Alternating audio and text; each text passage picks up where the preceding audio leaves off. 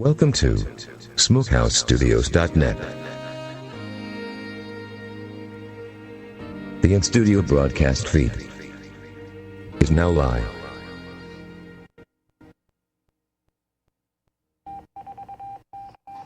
Warning. This show is about the return of our Lord and Savior Jesus Christ.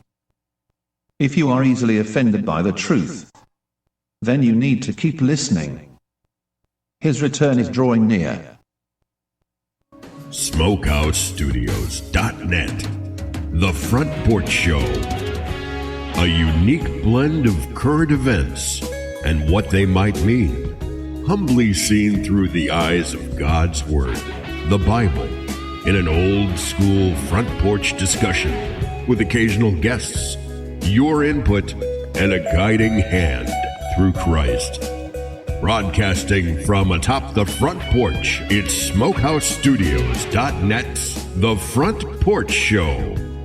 Now, carefully blending more smoke goodness in each and every soundbite, your host, Smokehouse. Well, hello, good evening, good afternoon, good morning, friends, wherever you may be across the globe and across the United States. Smokehouse with you here. SmokeHouseStudios.net Front Porch Show. Out here on this Saturday night, July the 4th, 2020.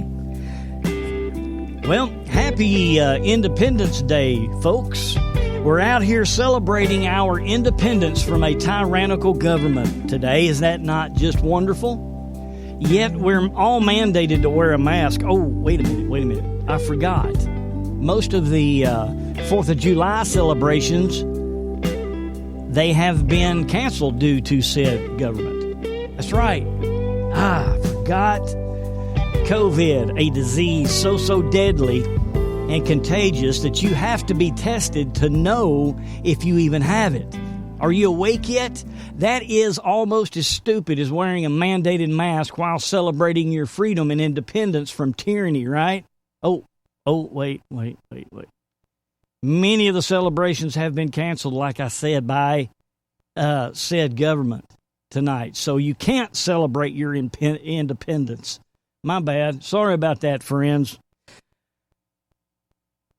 We are going into captivity.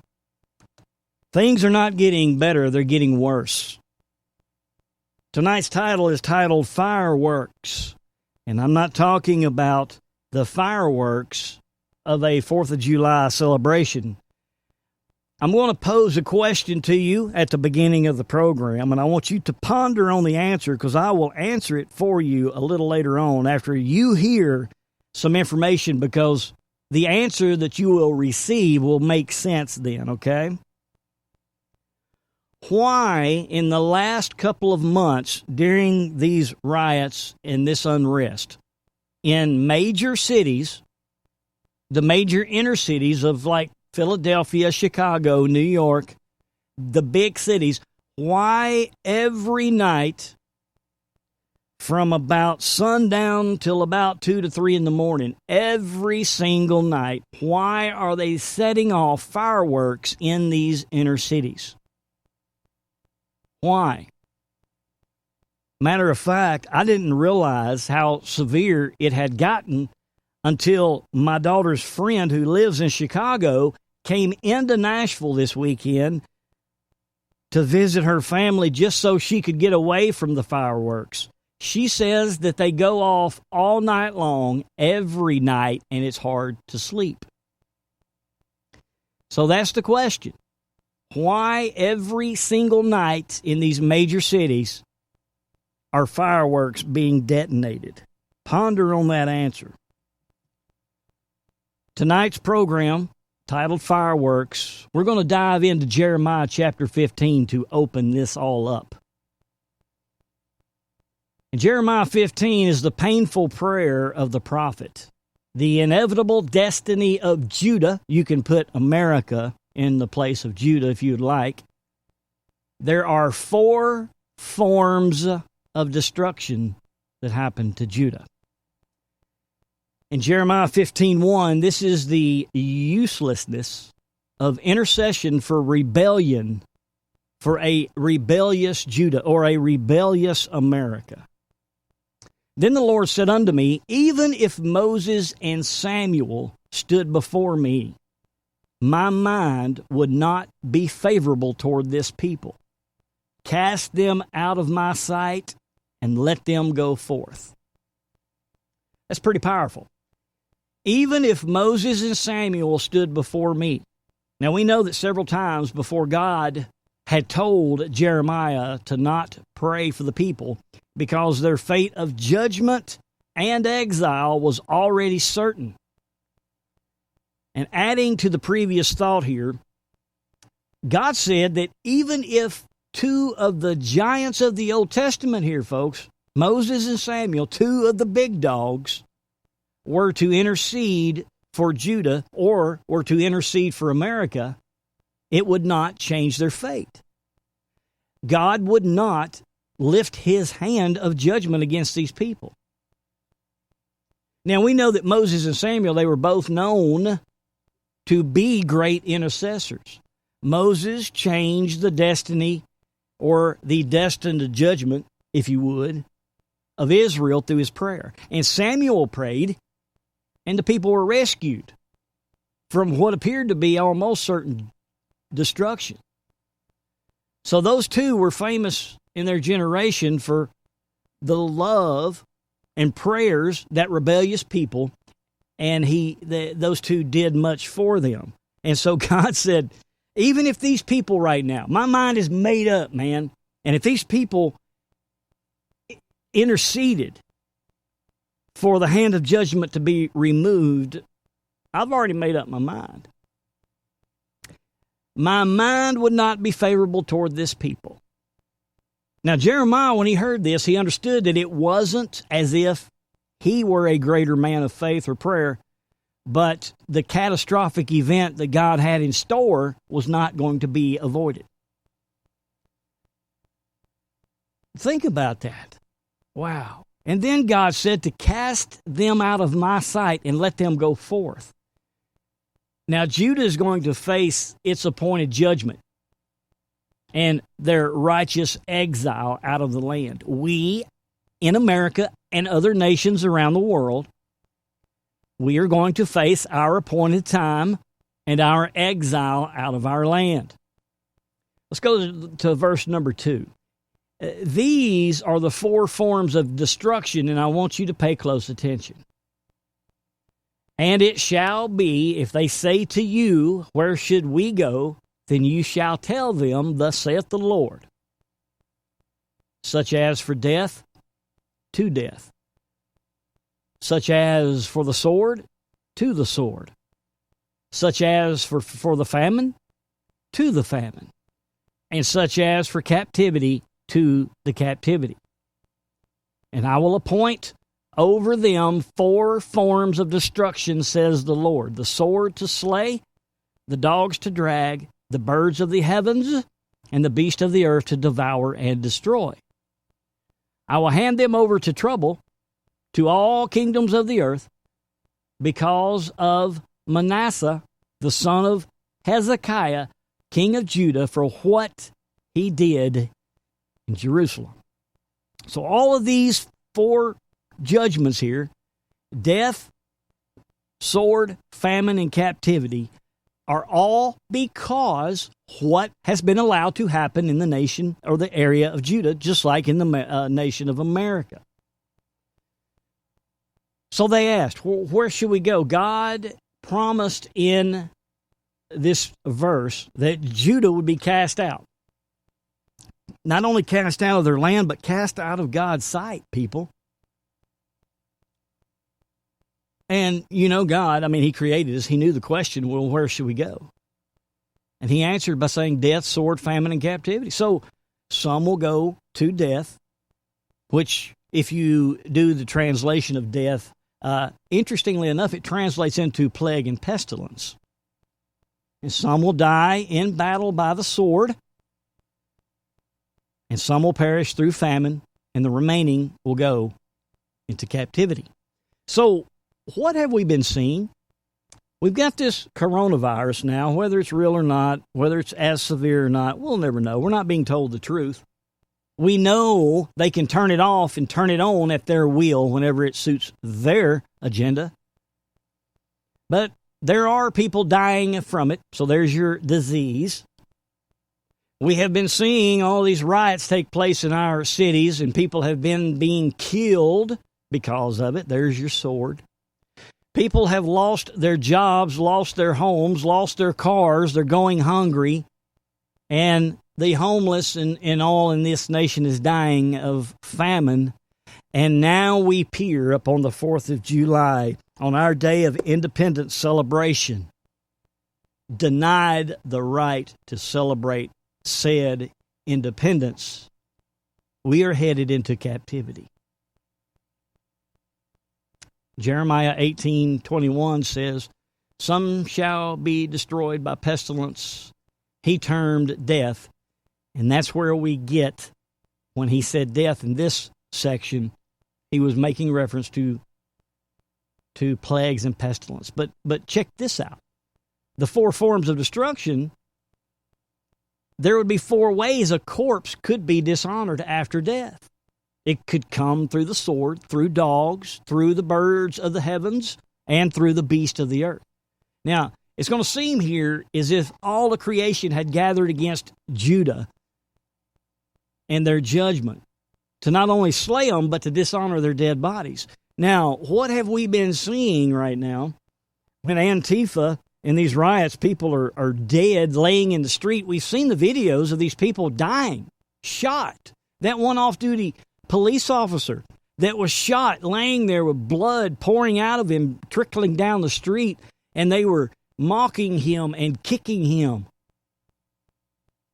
We have been seeing all of these things, man. So when the slain and the corpses go through this humiliation from the dogs that we have roaming our streets, from the corpse of a man being dragged across the ground, all these people that's been being beaten, it was the ultimate in desecration of the dead.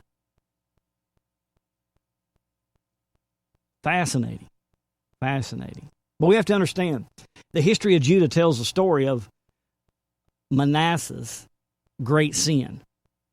You remember the part where I shared where it said, because of Manasseh, the son of Hezekiah, there were sinful kings in Judah before and after this gentleman. And the people themselves did not obey and see God. There was something so horrific that happened about the sin and rebellion of Manasseh that made judgment inevitable and irreversible. So this evil Manasseh here, which was the son of Hezekiah, now we know Hezekiah was a great king, but he was a godly king. He was beyond great. But this Manasseh was therefore the worst, because he should have been better, and yet the worse again, because he was a ringleader of rebellion to others. And then God told us that he will hand them over to trouble to all kingdoms of the earth. Now, this is going to fall into place of our next hour when I talk about China and various things here. But never was there a prophecy more fulfilled. And actually, it's still standing as divine truth. But let's check this out. On the scattered Jews, whom it may meet with every civilized nation of the world, and then let it deny the truth of this prophecy if it can. The Jews are scattered through every nation, and yet are not a nation, nor do they form even a colony of any part of the face of the earth. For almost 2,000 years, up until 1948, that promise was fulfilled. So we have a judgment coming, but here's the important part. After the judgment, there is mercy on the remnant, which we are the remnant. We are going to go through the fire. We're going to go through the refining fire. Call it tribulations, call it the time of sorrows. What is falling upon us is deemed and there is no one who can change God's mind. But after judgment, mercy on the remnant. Jeremiah 15, 5 through 9, basically is the woe upon the widows. For who will have pity on you, O Jerusalem? Or who will bemoan you? Or who will turn aside to ask how you are doing? You have forsaken me, says the Lord. You have gone backwards. Okay. Has America forsaken God? Have we gone backwards? I would say that we have. Yes, I'm going to get on my pulpit of the churches being closed. We closed the churches during a disease and pestilence when actually we needed God more than ever, and the doors were closed. So therefore, I will stretch out my hand against you and destroy you. We're being destroyed right now. I don't know if you recognize that or not. I'm weary of relenting, and I will winnow them with a winnowing fan in the gates of the land, and I will bereave them of children. What this means is, God is, once this judgment falls, it's not really going to affect God. He's not really going to care. He's not going to relent. He's going to let it happen. He is going to bereave them of children. He is going to, and it says, I will destroy my people. He's going to destroy his people. Since they do not return from their ways, their widows will be increased to me more than the sands of the seas. I will bring against them, against the mother of the young men, a plunder at noonday. I will cause anguish and terror to fall on them suddenly. She languishes who has borne 7, and she has breathed her last. Her son has gone down while it was yet day. She has been ashamed and confounded. And the remnant of them I will deliver to the sword before their enemies, saith the Lord. Now, I know there's a lot here, and we're going to define what we have just read, and then we're going to move on with what we have in store for you tonight. So it says, for who will have pity on you, O Jerusalem? So he was using Jeremiah to speak. And God asked Jerusalem to consider if anyone else cared for them in their coming crisis. And there was no other one or no other who did care who would bemoan their tragedy or take interest in their needs. So, have you looked around? Nobody even cares about their fellow man anymore. Nobody cares what's going on really in our nation. It's all about, well, you know, Antifa, yeah, they're tearing up the inner cities, but, all of this mask wearing, nobody cares. It's like, this is the most unconstitutional act ever been done in this nation, and nobody cares. People overseas don't care what happens to America. Matter of fact, overseas they're cheering it on, hoping that America will fall. Next point. You have forsaken me. Ironically here, listen. Judah rejected and rebelled against the one who cared for them. Have you ever had a cat or dog, not necessarily a dog, but more in lines with a cat, those little demonic creatures, the little kitties? We have a cat, and I'm sitting here, I'm the one that feeds the cat, loves the cat. Everything about the cat, I do for it. And it'll come up in the lap and want love, and I'll be petting it. And, 2 or 3 minutes go by, and it's tired of being petting, and he'll just rear back and just start clawing me and biting me and run off. That's what reminds me of this. Because Judah rejected and rebelled against the one who cared for them. God is like caring for us right now. He has cared for us through the years. I know we've hit snags and hard times in life, but God is the one that keeps the income coming in. He keeps the foundation strong. And we're just like that cat. We're just smacking him with our claws and pushing him away. And then we just jump off God's lap, close our churches, and run off.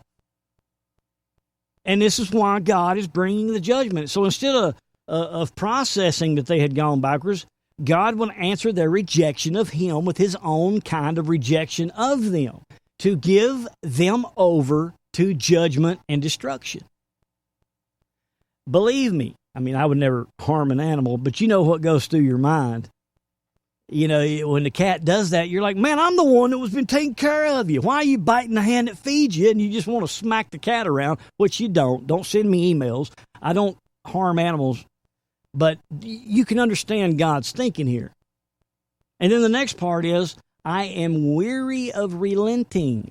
We kind of covered that, but Judah was blind to it. See, America is blind to this. But God had held back His judgment against Judah for a long, long time. And they presumed upon God in relenting in His own judgment against them, never considering that one day He would become weary of it and relent no more. With all of the slaughtering taking place in the womb, I mean, it's mandatory to wear a mask. Actually, the truth is, there's no law that's been passed. A mandate is a suggestion. But people are so whittled down and weak and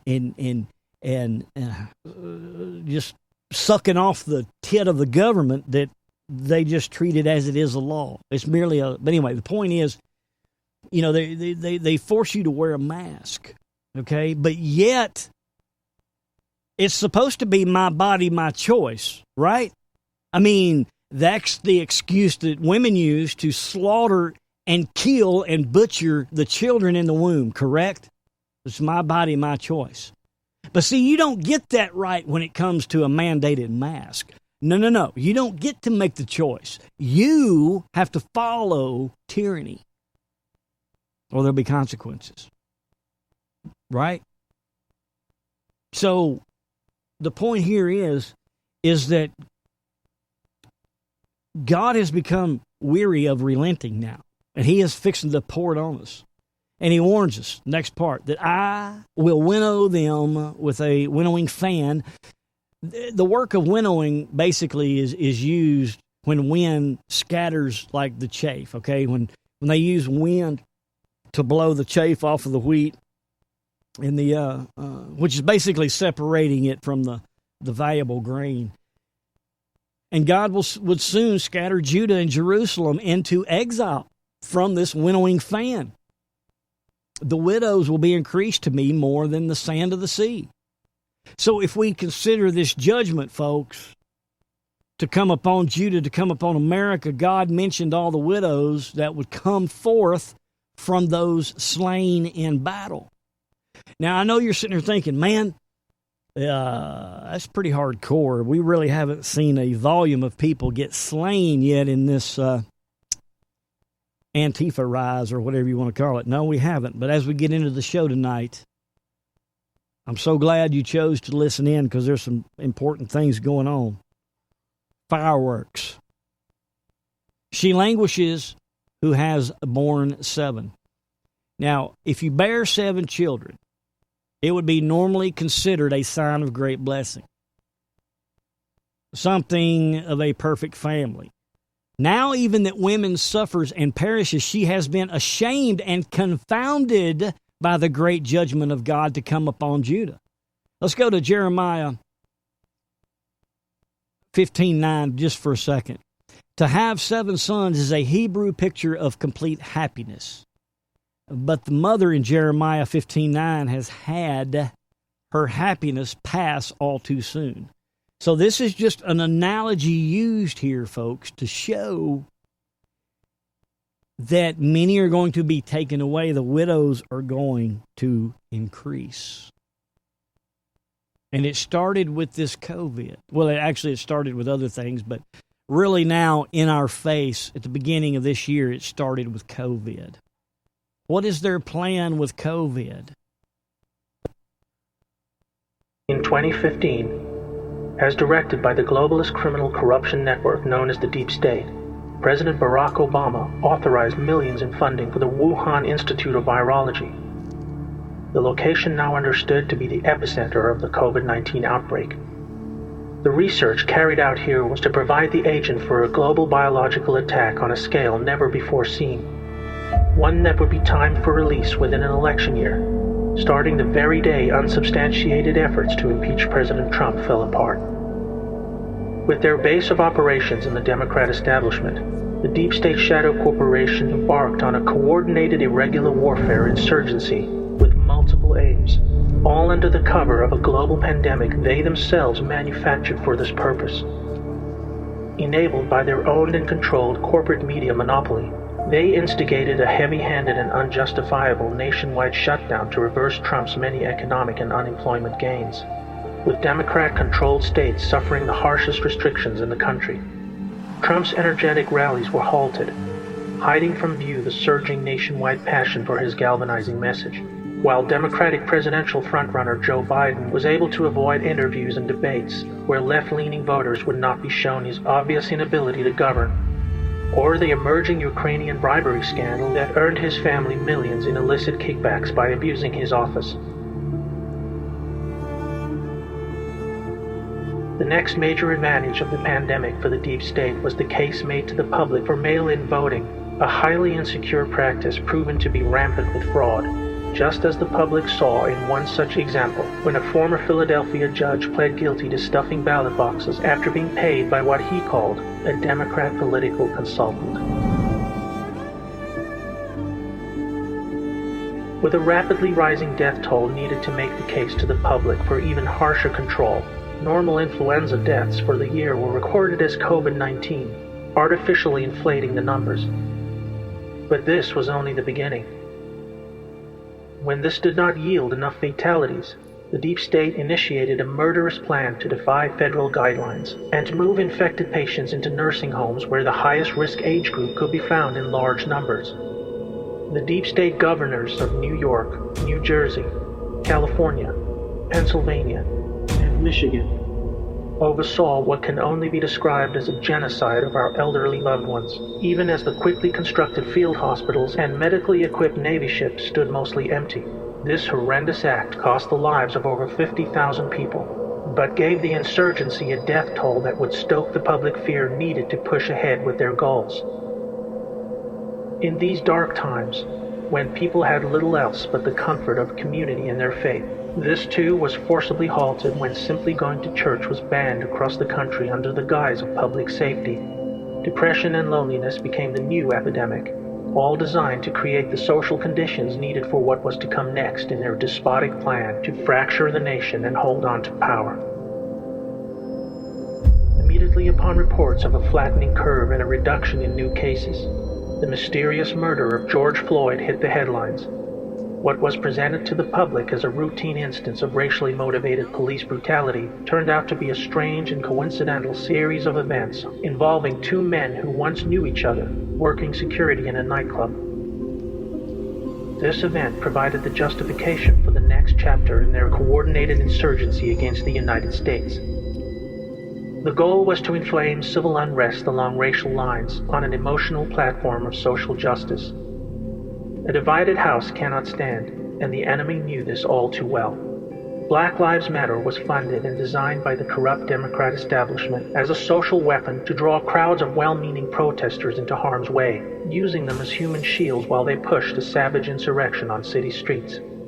This was intensified even further by folding in the violent paramilitary group Antifa, who were given a free pass by Democrat mayors and governors to loot stores, smash up small businesses, and assault innocent bystanders. The public was shown in explicit detail how Democrat leaders refused to protect local citizens, choosing instead to provide an open road for the anarchists to destabilize civil society, allowing the innocent to be indiscriminately injured and terrorized. Knowing that lawless chaos would accelerate their aims, they began calling for the elimination of police, while evicting the National Guard who were made available to protect the public against the worst of the violence. D.C. Mayor Muriel Bowser even called for the elimination of the White House fence, just days after a close call by rioters who attempted to breach the perimeter. And on June 22nd, Democratic Congressman Adam Schiff proposed a House bill to amend United States Code Title 18 that would prohibit the use of military force in the event of civil unrest, an obvious attempt to weaken the Commander-in-Chief's ability to defend the public from the planned insurrection, which was intended to play out over the weeks and months leading up to the election. Attorney General William Barr has appointed the U.S. Attorney in Connecticut to investigate. The pandemic was also providing cover of a different kind. Taking place behind the scenes at the Justice Department is a far-reaching investigation into the Obama administration's weaponization of the Foreign Intelligence Surveillance Court to spy on Trump and his associates during the transition of power. With evidence now emerging that Obama officials, including Joe Biden and Obama himself, colluded to frame General Michael Flynn, they used social distancing guidelines to hold grand juries and give witnesses the cover of health fears to avoid honoring court-ordered subpoenas. What you are witnessing is the dying breaths of a hidden enemy responsible for over a century of embedded corruption that has been slowly destroying our republic from the inside. They divided us along racial, gender, and political lines. They created reasons for us to go to war.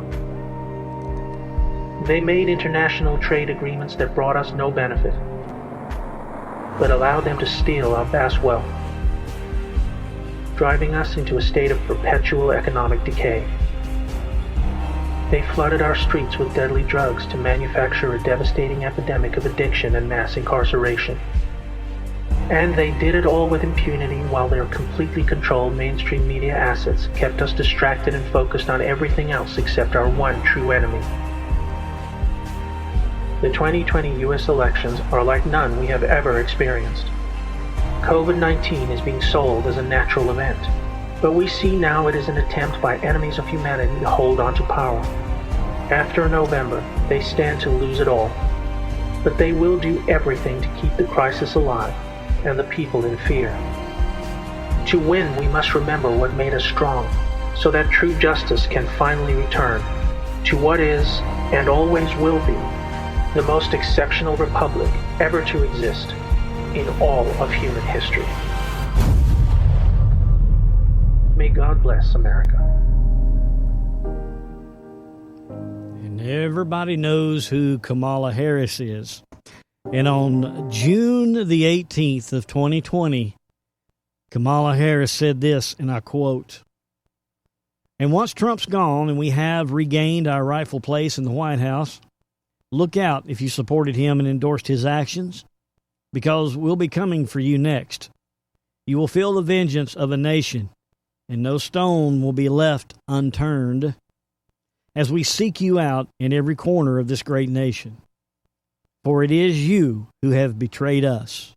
Again, Kamala Harris, June the 18th of 2020.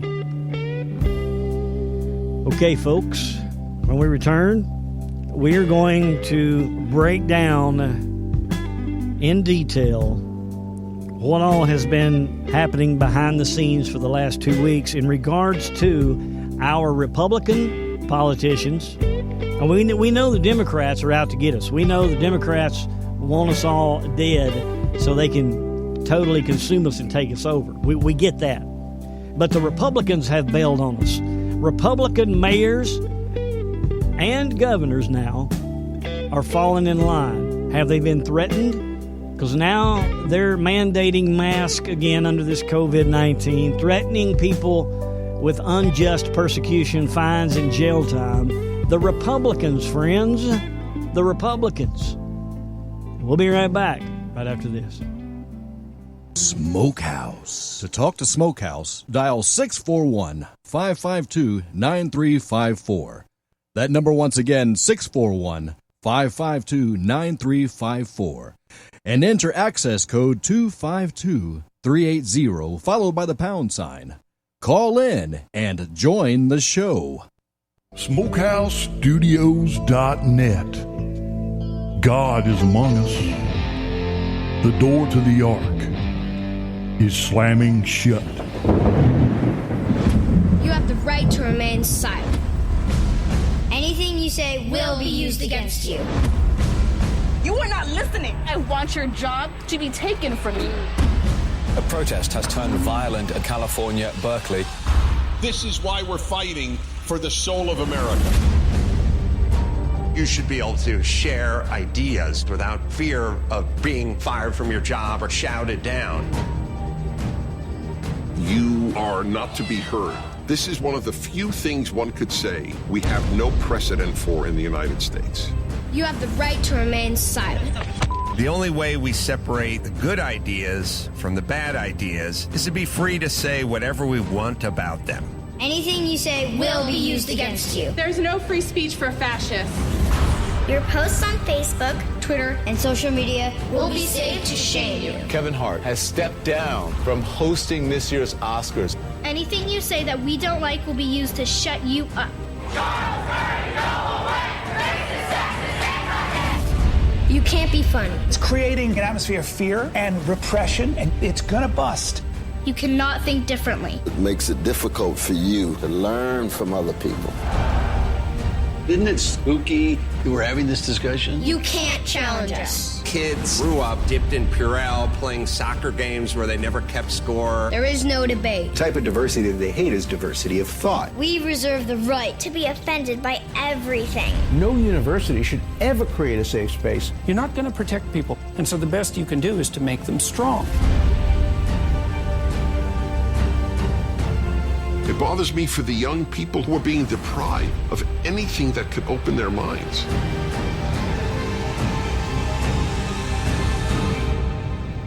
You have the right to remain silent. And we need to ask for special prayers for my cousin Rayburn. And he has had a condition they thought was cancer, but they did a biopsy and it came back benign. But he's got an issue with his kidney, and so prayers for cousin Ray, man. He's an awesome patriot. He's a good man of God. And I knew his mother, and that was, I guess you could say, she was my great aunt. She was awesome, man. All those sisters were, actually, my grandmother and all of her sisters. So praise for Ray. Okay, so Trump spoke last night, and we're going to share a couple of excerpts from that speech a little later, but he made one comment that was very interesting.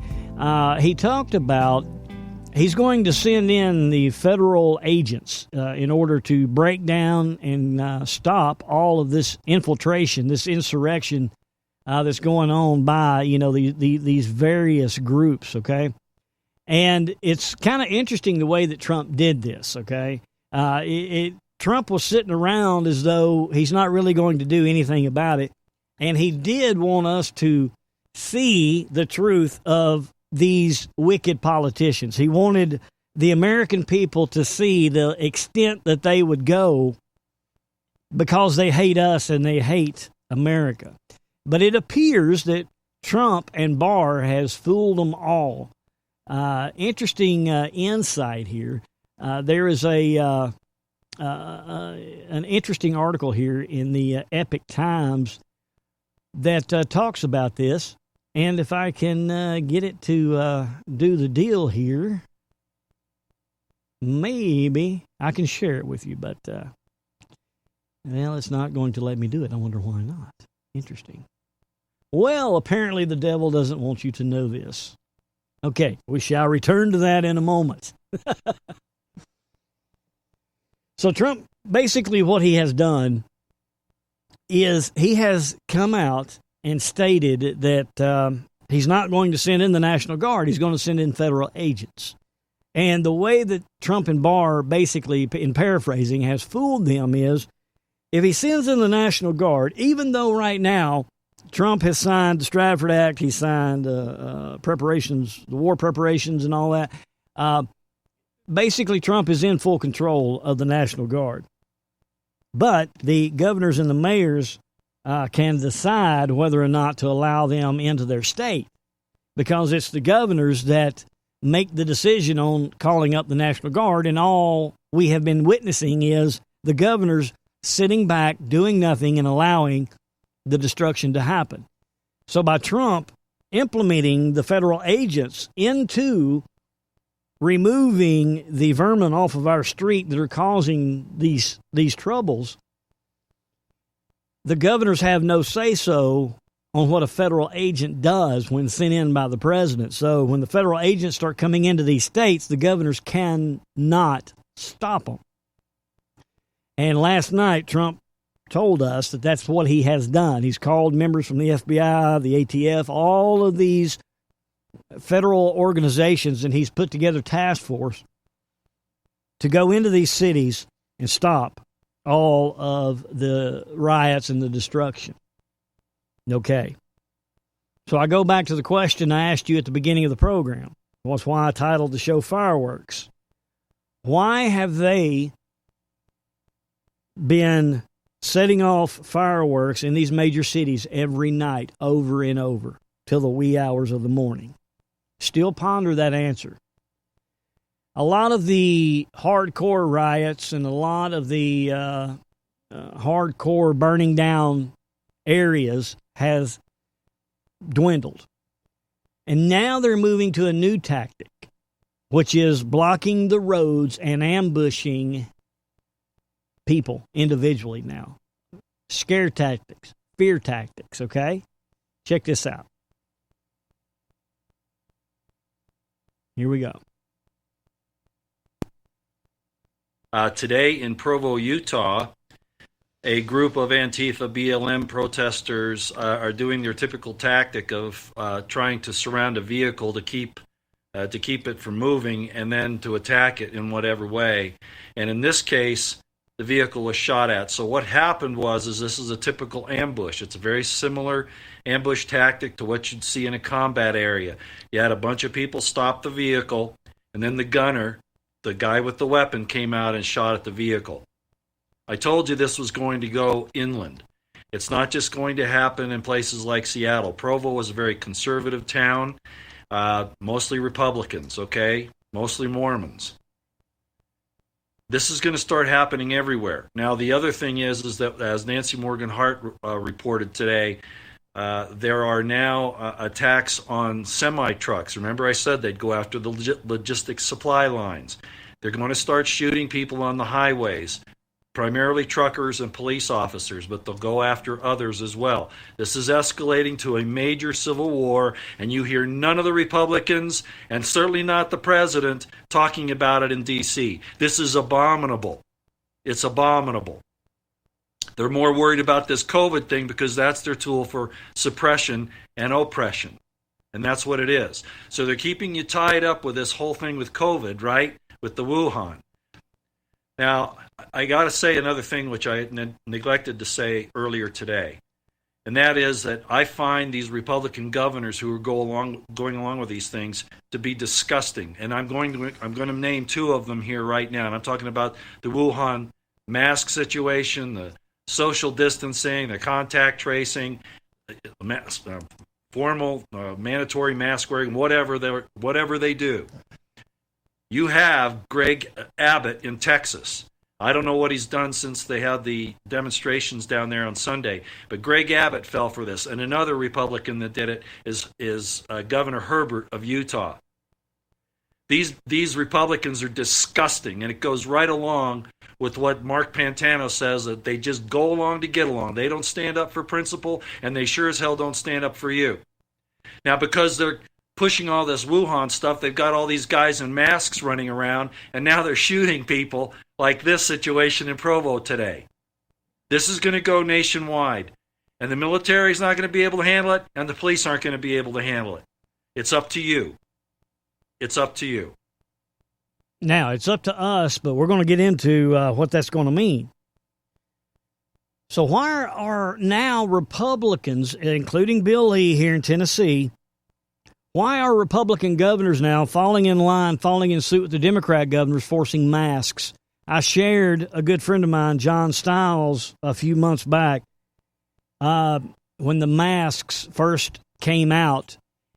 He said that, it's interesting how rallies and protests, they have banned the mask wearing just for that very reason, for the reason of Antifa wearing masks and causing chaos. And so they have banned masks in riots and rallies. Okay? And so what would be the purpose in that? Well, if you mandate masks to be worn for this COVID, notice how they can do all kind of things with this COVID for any reason as long as they blanket it under COVID, okay? The reason that they do that, he said, is because then Antifa can infiltrate regular people because everybody has to wear a mask and they're wearing their mask and we won't be able to tell the regular people from Antifa. And now that these riots have started, there was no spike in COVID due to the riots. It all was because we opened up too soon. The bars opened up. Trump had his rally. That's why the COVID spiked. It had nothing to do with the protest and riots. So as we saw our nation burn, and now they're beginning their ambushes on individual people, now they're making masks mandated again. And why are the Republicans falling for this? Because the government now is turning against us. They want to destroy liberty. This is not just a coup against Trump. This is a coup against us, people. Especially when we see Republicans changing sides. Now, we saw a bunch of generals, General Mattis, Kelly, McMaster's, all these generals jumping ship. And the theory here is that I guess they were playing along until they were assured that at least 80% of the coup would be successful, and then they decided to jump ship. Now, I hate to say that, but we have to look. We have to look. The Bible says they'll be known by their fruits. Why aren't the generals stepping up now and advising Trump on how to stop any of this? And now we've got surveillance that's coming. Check your phones. Go into your settings if you have an iPhone. Go into settings and then privacy. And you're going to see a COVID tracker downloaded to your phone without your acceptance. It's there. I don't know how to get to it on a Google phone. I don't have a Google phone, but it's on all phones now. They have a COVID tracker mandated on your phone, whether you like it or not. So now they are supposedly surveilling you. Okay, hold on now. Everybody's telling me that the show is popping and cracking. Okay, why do we have a low battery? Wait a minute. Hold on, folks. Okay, hopefully that will help. I don't know what's going on with my battery of my laptop here, but we're recording it local. So if we happen to die out, friends, gosh. Wow, this is okay. I think we're good now. Hopefully the popping and the cracking will subside here. So anyway, they are surveilling us with this COVID deal. And why are they surveilling us? Why are they doing these things? Well, we believe that the surveillance is being used against us to find the patriots. They're blanketing under surveillance, and we're going to track the COVID. But with these COVID deals, what does this mean? Are they really tracking COVID? How are they tracking COVID?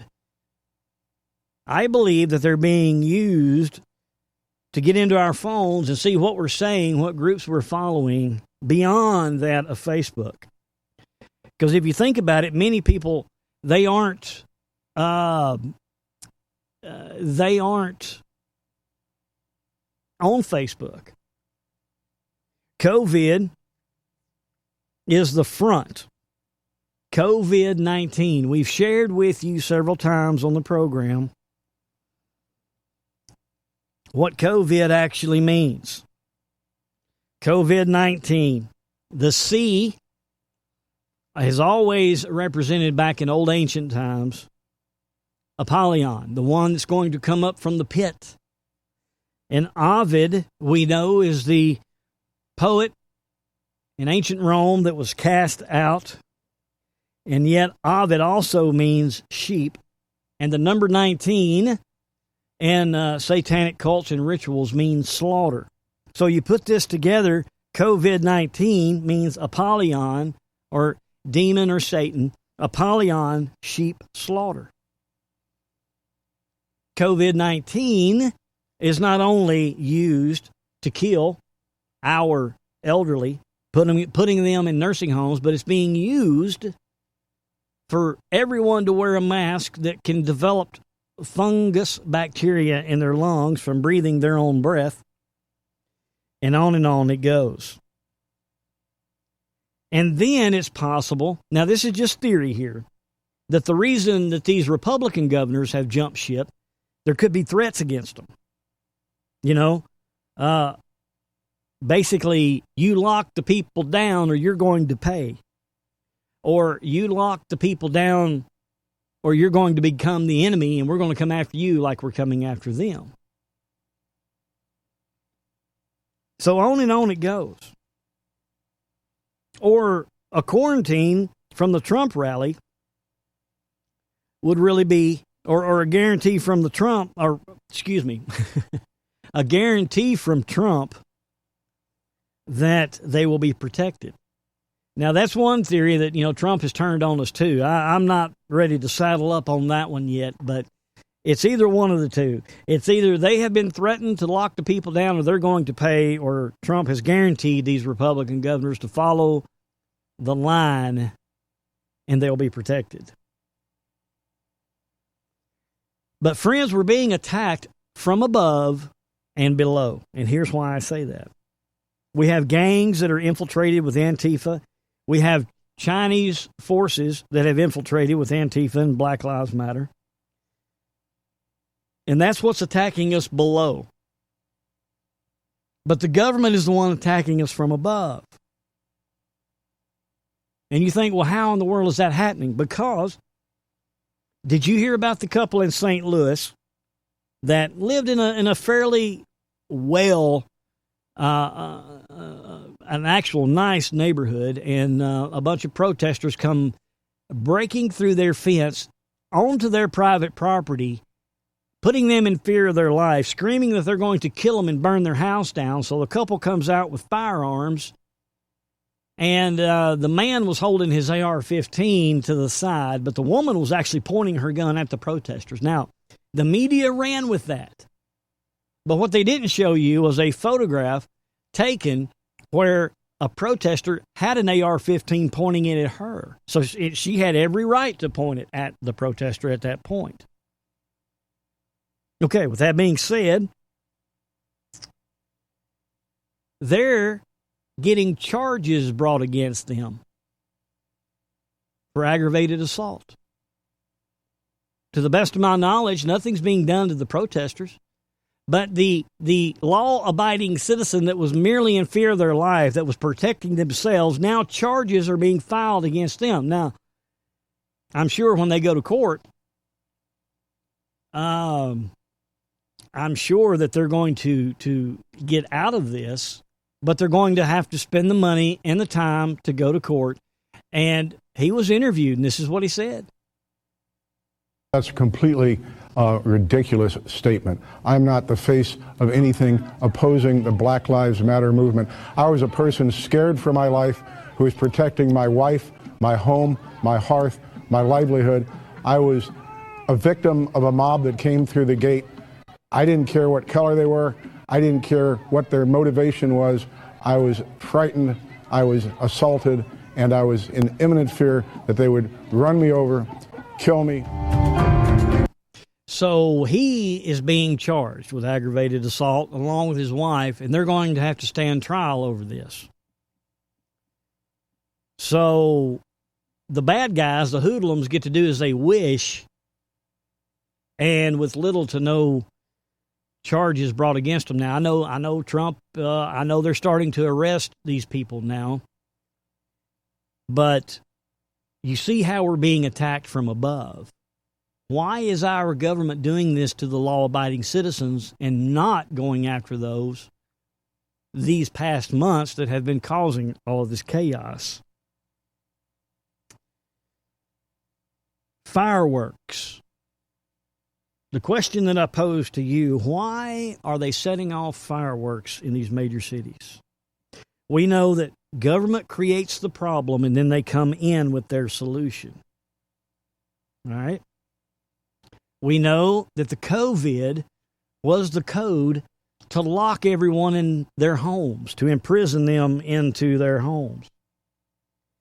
And then they create riots, destruction, and allow it to grow while everyone is locked down, telling the average law-abiding citizen, you cannot go out without a mask, you cannot congregate, you got to have a 6-foot rule. But yet these rioters can get out and do as they please. And not only is nothing done about it, but they don't even blame the rise of this COVID on them. They blame it on us for going back to work, for doing our normal things. They move into the streets and they start attacking citizens, but yet when you defend yourself, then you're the one who's charged. They take over ground in Seattle, in Minneapolis. They commandeer city blocks and take it as their own, and the mayors and the governors allow it to happen. We saw it in Seattle. We saw it in Minneapolis. And then they start crying for the defunding of the police.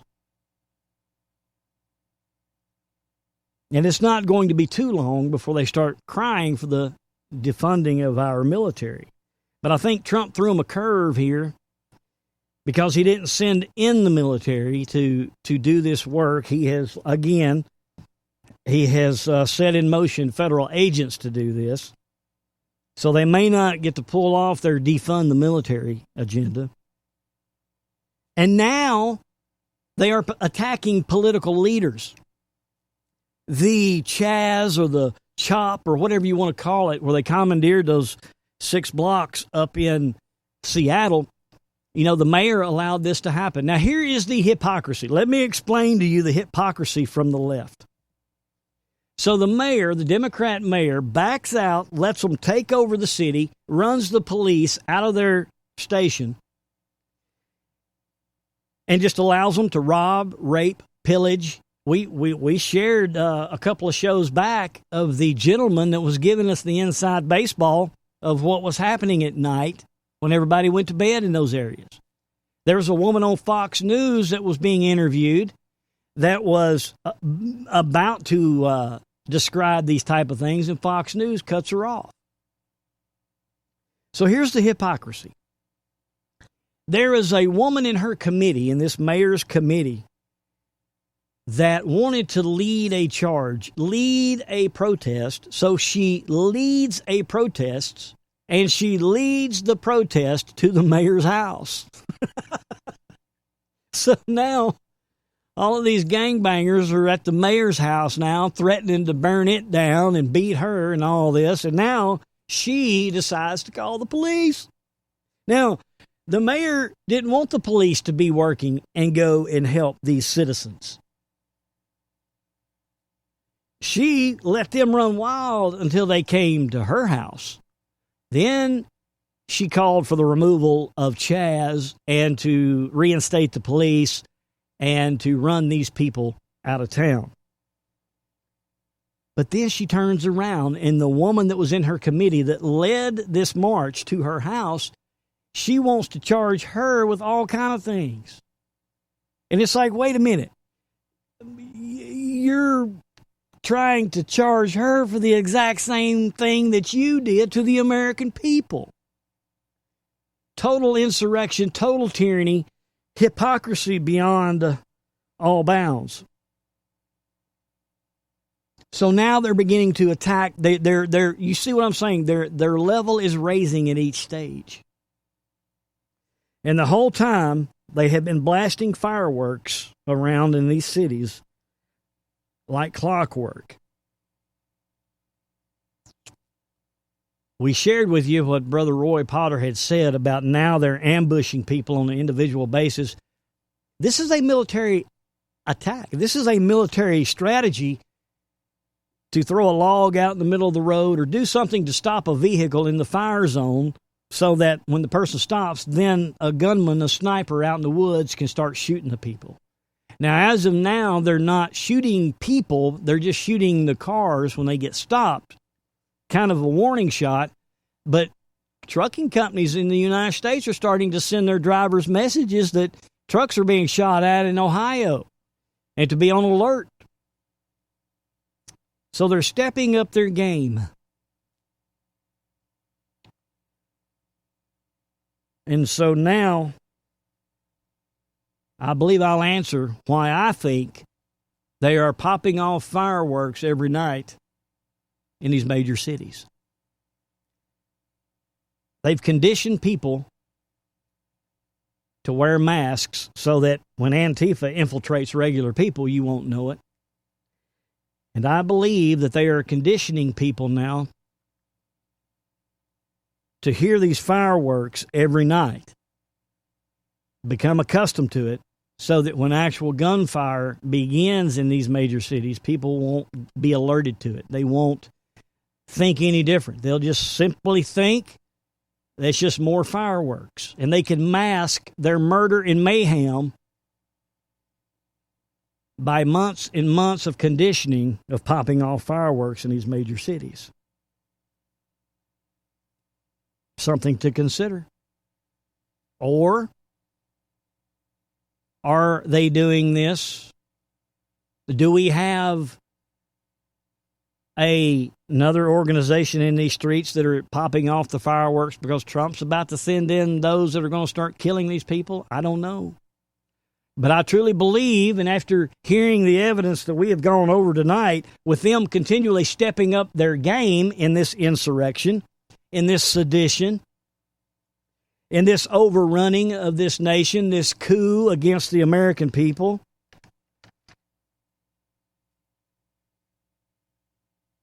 it's going to get worse before it gets better. Now, I know Trump is aware of everything, and I know that we're being told that he's allowing this to continue up to a point so the American people can truly see what they're all about. But friends, we have to take care of our own. And this morning, Brother Roy Potter had another one that came into him. On Twitter, and I looked at it, and there was another roadblock by Antifa and Black Lives Matter, the Maoist insurrectionists. Not just protesters. Again, I understand protesting against, as I've said so many times, against what's happened with the police leaving the use of force continuum that I was taught back many decades ago, and going to this IDF and shoot first, ask questions later mentality, and continuing as revenue agents, etc. I have had a problem with the police on that, and I understand wanting to demonstrate against that. But when you do the types of things that Antifa and BLM are doing, when they are agitated by these Maoist insurrectionists that have infiltrated them and actually run their groups, and you start doing not just criminal behavior but tactics of war, the system has to be able to change on that. As I mentioned the other day, we have legal problems in our country where we don't know how to react when we're being attacked. We don't understand that this is a war. It's not just criminal activity. And so our justice system is set up not so much to go after the perpetrators, especially of these groups and these actions of war, which is what they are, especially when the left is protecting them, as you see that's happening. So Congress needs to do something, because we are in a war. This is no longer a civil law situation, not by any means. As I explained the other day, these roadblocks, whether done by the cars that they have or other barriers, including their own bodies, this is to stop a car in a kill zone, so that then they can either beat the person to death, take them out of their car, beat them to death, whatever, shoot them like we saw in Provo, and there have been some others like that.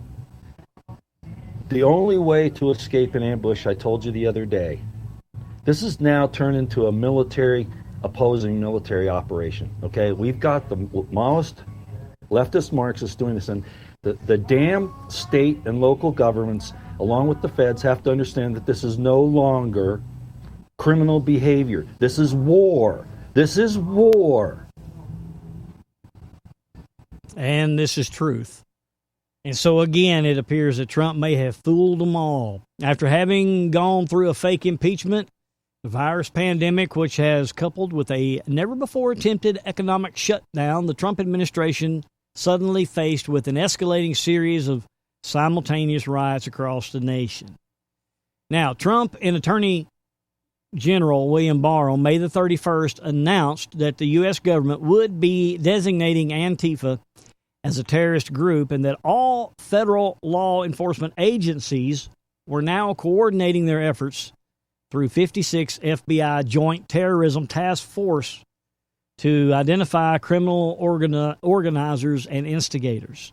So, while the Democrats and the media anticipated getting the optics they so desperately craved of Trump sending in soldiers with bayonets affixed, charging at the peaceful protesters, what they got instead was the sudden appearance of a bunch of federal tactical units from the FBI, Secret Service, the DEA, the Bureau of Alcohol, Tobacco, and Firearms and Explosives, the U.S. Marshal Service, and the Bureau of Prisons and other agencies in full gear. So as the entire nation is about to be belatedly discovered, federal agents don't need the permission of governors or mayors before they can enter a state or a city to enforce federal laws and arrest those who are breaking them. And it happens to be a federal crime to conduct terror acts against American communities. So it seems that the play among these Democrat governors and mayors was to refuse to call the National Guard while also making their police departments stand down and give the rioters their space to destroy, which would cause the situation to become so bad that Trump would be forced to act by sending in the military. And the action that they anticipated the president to take was to seize control from the governors and send in the active military to restore order. That would have given them their narrative that Trump the dictator would be his title all the way up to election time. But Trump did not do what they expected. He's playing chess with them. If I clearly see what the progressive left was attempting to bait Trump into doing from here in South Texas, then of course the president could see this for himself. So Trump didn't send in the active military, and the left isn't going to get their desired optics of regular military units chasing down rioters in the streets. So just as he did with the CCP virus response, Trump avoided the trap set for him while cutting the Gordian knot that was presented to him. So Trump played a little chess with them and put them in checkmate over sending in the U.S. military, which, was a smart play. But and we're starting to see now a decline in massive riots and the burning down of buildings and such. But now we see in small pockets they're moving to ambush. They are not going to stop, friends, until the election. It's going to get worse, and I bring you back to Jeremiah. God is not relenting. He is letting this all happen. We've been talking several shows about the hedge of protection being lifted. And here we sit now on the 4th of July, the day we are to celebrate our independence from kicking out tyranny, fully engulfed into tyranny. And so we ask ourselves why. We ask ourselves why. Now when we return, folks, we're going to tell you that. We're going to tell you why. Because I'm telling you, there's been some big things happen this week. People are starting to be arrested. That Maxwell woman that was the handler for Jeffrey Epstein has been arrested, now in federal custody. Word is that she's squealing like a pig, but how convenient now. They've got her on suicide watch and she tested positive for COVID-19. So we could see another suicide. We're going to get ahead of it right now that Ghislaine Maxwell did not kill herself, okay? Information is coming out about the Obama administration and the ties that they had. We're going to get to all of that when we come back. And we're going to understand now why the devil now is in such a rage, because the door is shutting on the devil. Be right back. Smokehouse. To talk to Smokehouse, dial 641-552-9354. That number once again, 641-552-9354. And enter access code 252380, followed by the pound sign. Call in and join the show. SmokehouseStudios.net. God is among us. The door to the ark is slamming shut. They use their media to assassinate real news. They use their schools to teach children that their president is another Hitler. They use their movie stars and singers and comedy shows and award shows to repeat their narrative over and over again. And then they use their ex-president to endorse the resistance, all to make them march, make them protest, make them scream racism and sexism and xenophobia and homophobia, to smash windows, burn cars, shut down interstates and airports, bully and terrorize the law-abiding, until the only option left is for the police to do their jobs and stop the madness. And when that happens, they'll use it as an excuse for their outrage. The only way we stop this, the only way we save our country and our freedom, is to fight this violence of lies with the clenched fist of truth. I'm the National Rifle Association of America, and I'm freedom's safest place. Across America, opening a business is a crime. Burning a business is not. Dinner with neighbors gets you arrested. Beating neighbors does not. Church with too many people is a crime. Thousands of people protesting is not. You got a problem with any of that? You're a racist, and you want to kill Grandma. Had enough? Me too. That's why I'm running. Send me to the Senate. I'm Dr. Manny Sethi, and I approve this message. Yeah, we need to send old Manny Sethi to Congress. I'm telling you, man, if we make it to this election, this is going to be it. This is going to be it now. That's all I can say. But as we opened up with Jeremiah, we can see how a lot of what Judah endured we're going through right now, and I do believe it's going to be getting worse. Now, we remember back during the 2012 election,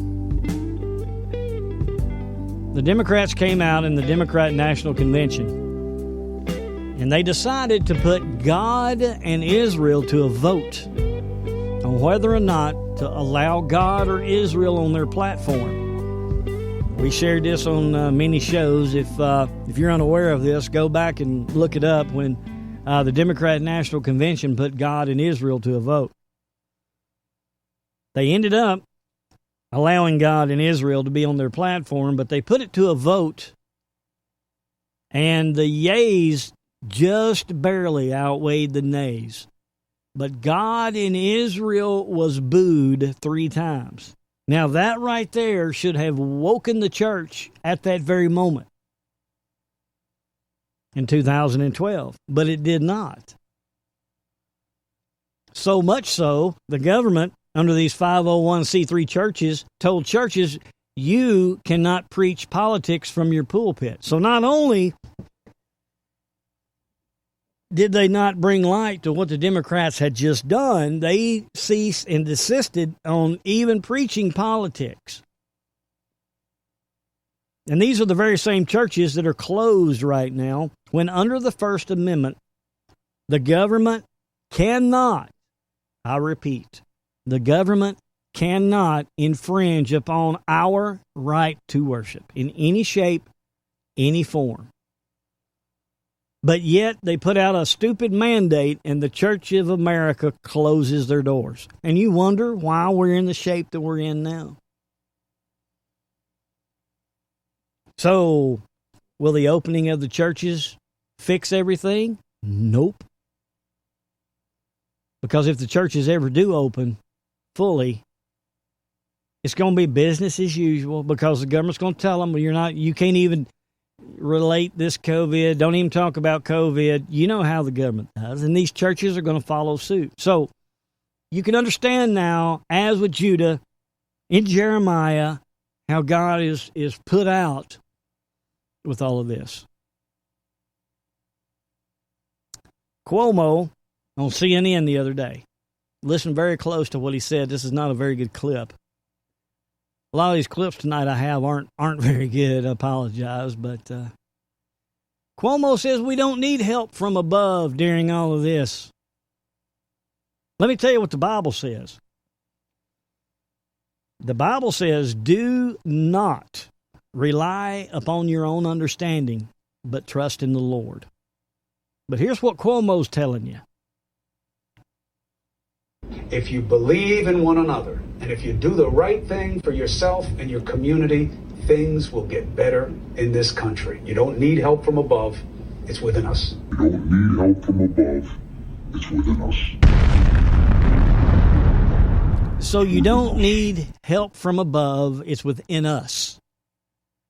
Cuomo's telling you to rely upon your own understanding. Don't trust in the Lord.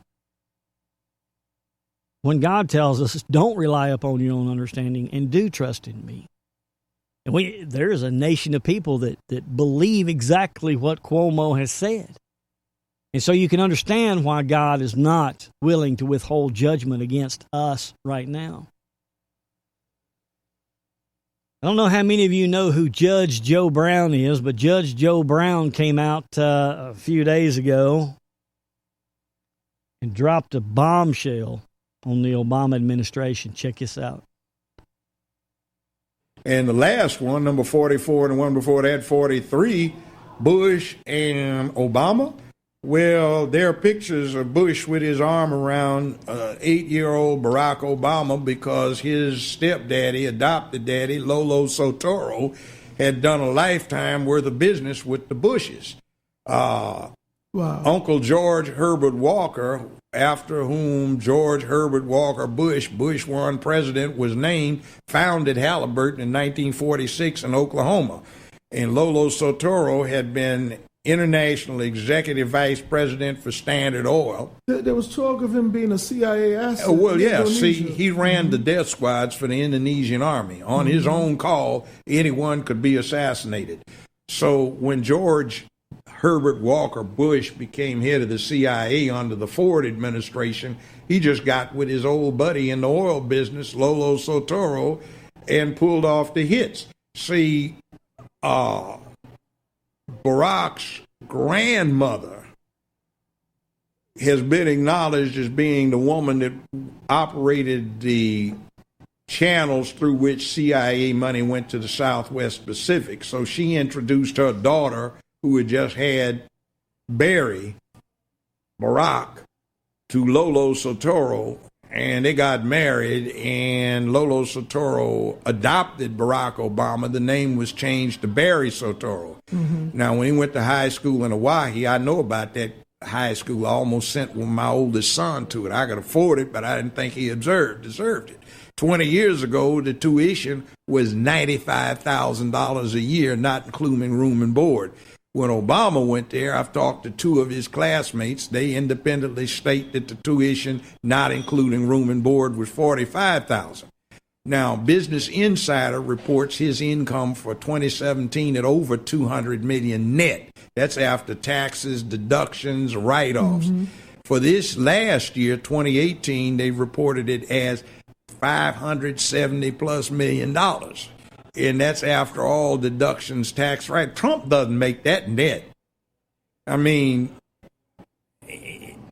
even some of the richest people in America don't make that. Why? because when his stepdaddy died, he was one of the 10, 15 richest men on earth. And he left everything in a trust fund operated out of Indonesia so the American government can't touch it.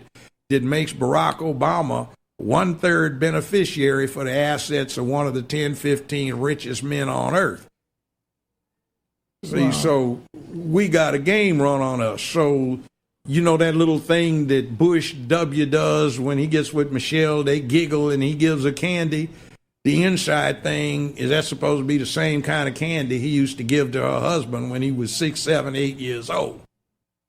So now the truth is starting to come out. Now you can understand why they are so adamant about sucking up the news away from what's coming out from the Obama administration. And this week, we've been hearing rumors of this, but now I guess it's official. Smoking gun. Adam Schiff directly connected to $7.4 billion Burisma Corporation scandal. Details are developing. It was reported Wednesday that the head of Burisma Holdings was indicted this week in the Ukraine. And the prosecutor general indicted Burisma owner Nikolai Zolowinski. And the claim alleges that Hunter Biden and his partners received $16.5 million over several years for their services in the Ukraine. Vice President Biden's son took a lucrative post to the Burisma board in 2014. But new memos released earlier this month, I guess it was back in June, revealed that Burisma Holdings, Hunter Biden's Ukraine natural gas company, pressured the Obama State Department to help end the corruption investigation during the 2016 election cycle. Just 1 month before then, Vice President Joe Biden forced the Ukraine to fire Viktor Shokin, the prosecutor probing his son Hunter. Now, we knew this because we've heard the video where Joe Biden did all of the bragging about, I told him to fire the prosecutor. He wasn't going to get his money. But earlier this month, the chief of Burisma Holdings was indicted, and he's gone missing now. And now this. Adam Schiff is linked to both U.S. corporations named in the $7.4 billion corruption case.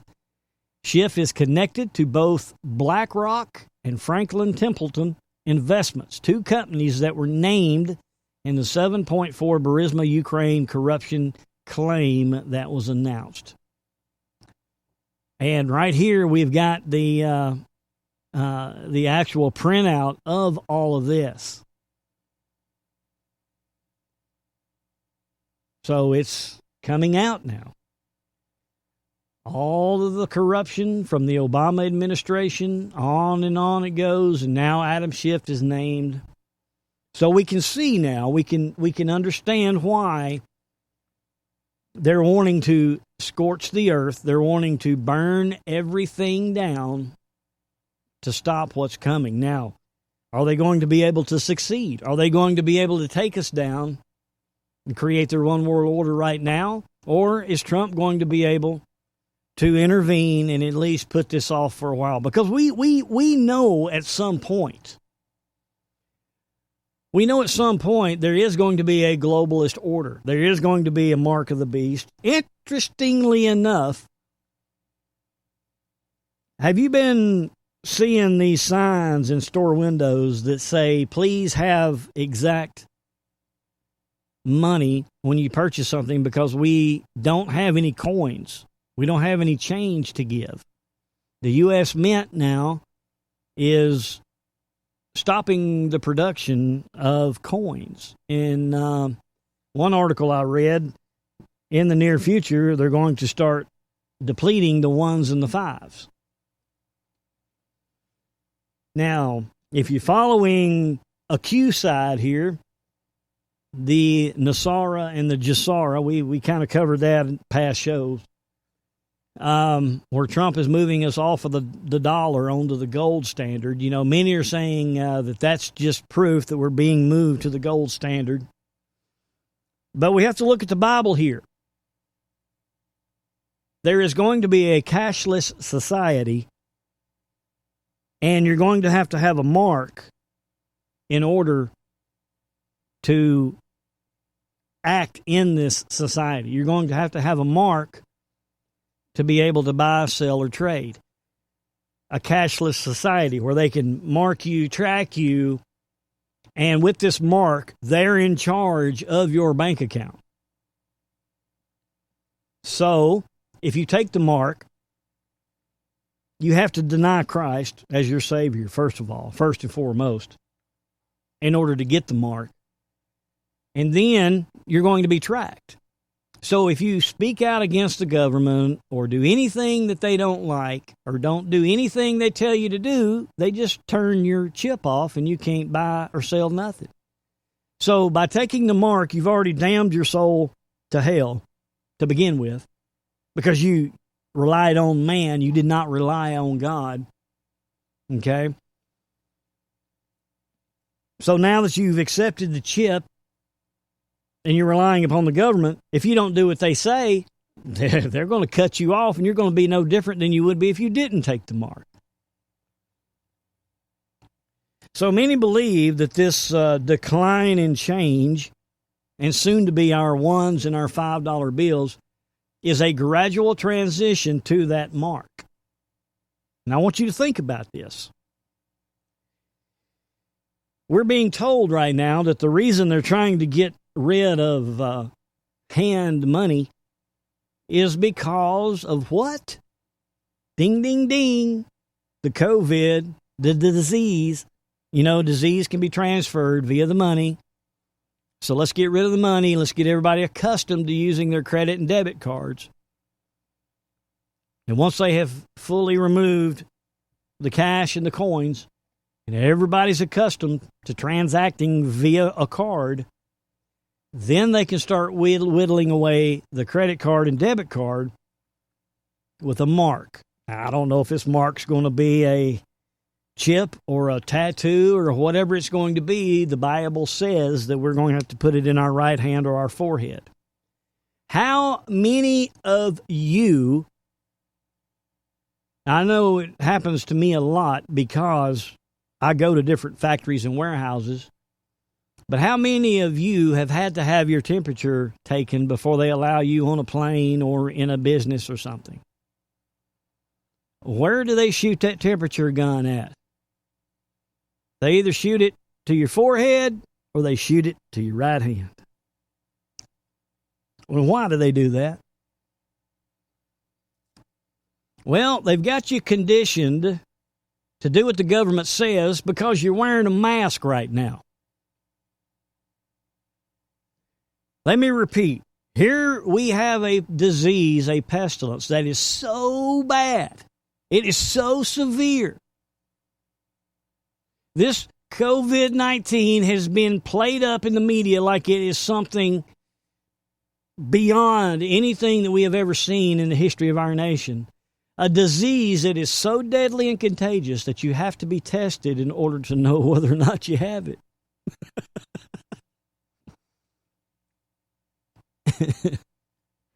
Let me say it again. This disease is so deadly and contagious that you don't even know you got it. You got to be tested for it to know whether or not you have it. Anyway, so they condition you to wear a mask, and you get trained. How many of y'all have heard me over and over through the years talk about when you go into these businesses, these factories, these warehouses, they train you to follow the yellow line. You know, they just keep pumping safety and safety and safety. What about the seat belt? They conditioned you to wear a seat belt. Why? Under safety. They condition you to wear a seat belt.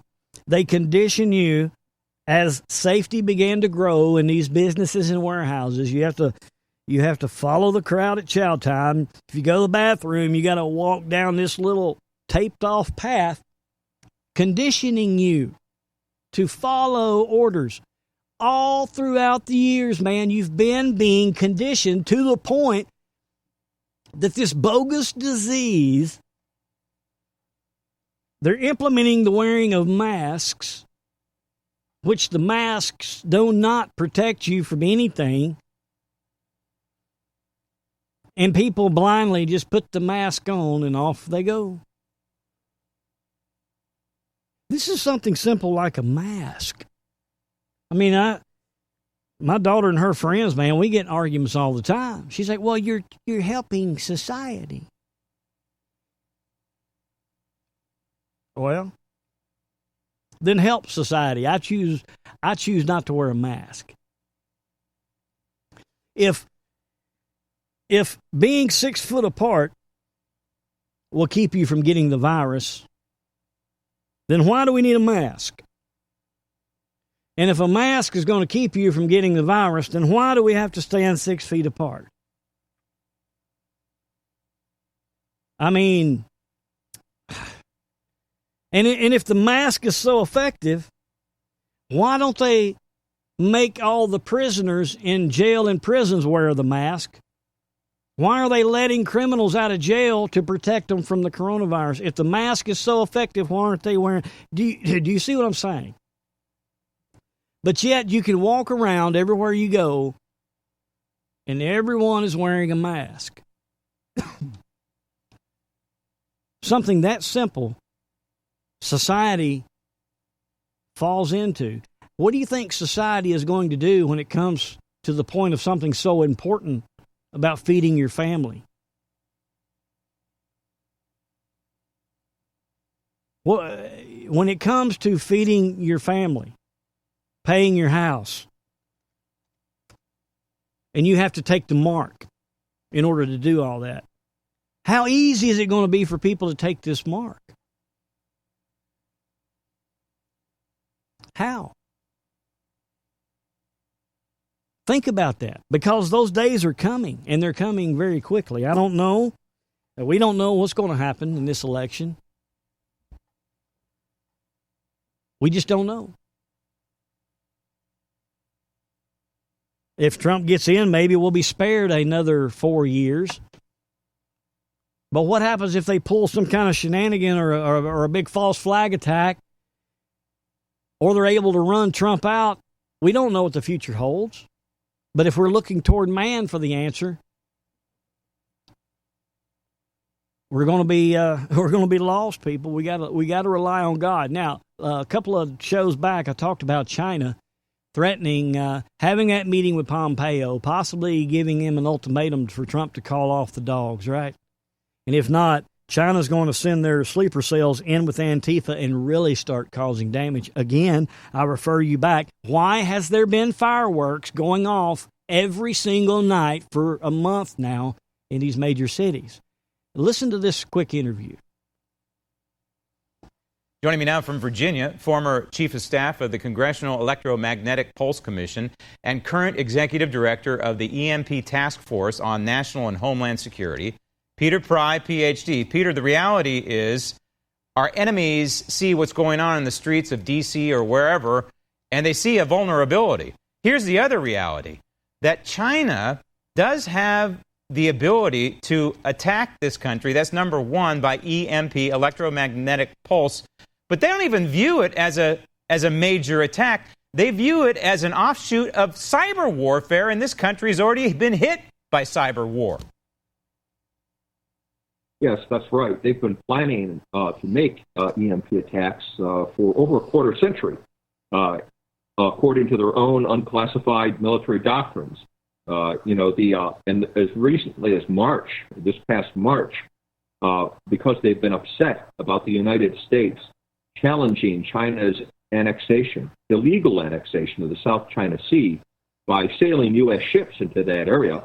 In March 2020, a panel of Chinese military experts recommended that to teach the United States a lesson, they might make a EMP attack against one of our ships. And the idea being that this would be not the least provocative, one of the less provocative options, because it would disable the ship, it wouldn't kill the crew. They consider it like electronic warfare or cyber warfare, something in that gray zone area like cyber attacks, not crossing the threshold, the nuclear threshold, into a nuclear war. And now the reason I put my report out at this time was because we now have 3 aircraft carriers in the Pacific, getting ready to challenge do another flag-showing exercise to challenge China's possession, their illegal annexation of the South China Sea. So between the chaos on our streets, that must remind the Chinese leadership of 1968, when we made that, we psychologically basically lost the Vietnam War as a consequence. You know, the chaos, the divisions within our country must be extremely provocative. And those tearing down our statues and condemning our society, they'll die from an EMP attack too, if their irresponsibility provokes our foreign adversaries to exploit, American perceived weakness at this time. So China appears to be more than just a threat via their sales. They could be focusing their sights on our grid. And I say this because, again, China owns just about everything in the United States. It's been given to China through past administrations, okay? And China and Russia both, they see the decline of this nation. And, you can't really blame China. Any leader that would see a nation that they want to conquer in the shape that we're in now would be the opportune time to strike when we have our pants down. Now, adding to all of this week, there have been 7 elected Democrats charged in the past week on corruption and fraud charges. Last Thursday, New Jersey Attorney General announced voter fraud charges against Councilman Michael Jackson and Councilman-elect Alex Mendez, 2 of the winners in the Patterson's recent ward council elections. The 2 were charged with voter fraud, specifically facing allegations that the duo violated state laws governing the way mail-in ballots are supposed to be collected. Interestingly, the Democrats are pushing and begging for mail-in votes. They know they're not going to win unless they cheat, and that is the opportune time for them to do it. And then this Monday, Cincinnati City Councilwoman Tama Denard pled guilty to a honest service wire fraud in federal court. And as a result of her guilty plea, prosecutors will drop the bribery and extortion charges against her. She also required to pay $15,000. State and local officials can still file separate charges. And on Tuesday, federal agents charged 4 Toledo City Council members in connection to a bribery probe. City Council members Tyrone Riley, Yvonne Harper, Larry Sykes, and Gary Johnson were accused of engaging in a year-long scandal, and criminal complaints filed in the federal court allege that the 4 accepted multiple bribes and committed acts of extortion. So, will any of these arrests be made to close out the week? We need to stay tuned to find out. But the point is, okay, low-hanging fruit on the tree, they're being dealt with. We still see the giants in government free as a bird and nothing happening to them. Is there going to be mass arrest? Is there going to be, we don't know. But what we do know is what Jeremiah warned and prophesied to Judah about. We need to take heed because they are escalating their attacks upon us. They're escalating. Now they're ambushing people on an individual basis. But again, the government is not for you. If you defend yourself, you are the one that is held accountable. Not the ones that attacked you, but you who defend yourself. This is not a coup against just Trump. This is a coup against us and our very way of life. Again, the Bible tells us that in these days, the devil will know when he has a short time to reign, and he is going to unleash holy hell on the saints, and for a short time, the saints will be overrun. And when I believe we have found ourselves in this position, because God's letting it happen. He let it happen to Judah. He let the invading army succeed in coming into Judah and consuming Judah, and we can see that it's happening all over the place. You know, Sister Jamie shot me a message a little earlier before the show over in the UK, and she was talking about how the BBC over there is basically panicking. And they're panicking about all of these theories about the coronavirus. You know, a lot of people's talking about how the 5G radio waves that are causing COVID symptoms, all right, that they're implementing the 5G technology to track us and to do what they want to with the technology that they've planned. And it's causing people to get sick, so they mask the 5G by calling it a coronavirus. And, you know, people's been putting out reports about this. We've even shared it and talked about it on the show. Well, the BBC now is panicking, and they're trying to warn their citizens over in Europe and the UK, well, I guess globally, because, you know, the BBC is globally, but not to listen to the alternate media. Don't listen to them. Listen to us. Listen to what we tell you. Don't listen to this alternate media. They're trying to censor alternate media everywhere they turn. So the BBC now is, of course, they've always played the game, and we know that. But let's move real quick to Hosea 4 before we move on over to Trump's speech last night. And we've talked about Hosea 4 all the time, okay? But Hosea gave Israel a warning. Hosea gave Israel a warning and said, look, because there is no truth, there's no mercy, there's no knowledge of God in the land, lying, stealing, cheating, the committing of adultery and all of that. Because of all of this, God is going to take the birds from the air, the beasts from the land, and the fish from the sea. And every time we see a mass animal die off, we see that what's going on in our nation is that very thing. Well, 14 hours ago, the mystery of more than 350 elephants suddenly dying deepens as their intact ivory tusks suggest poachers are not responsible. Listen.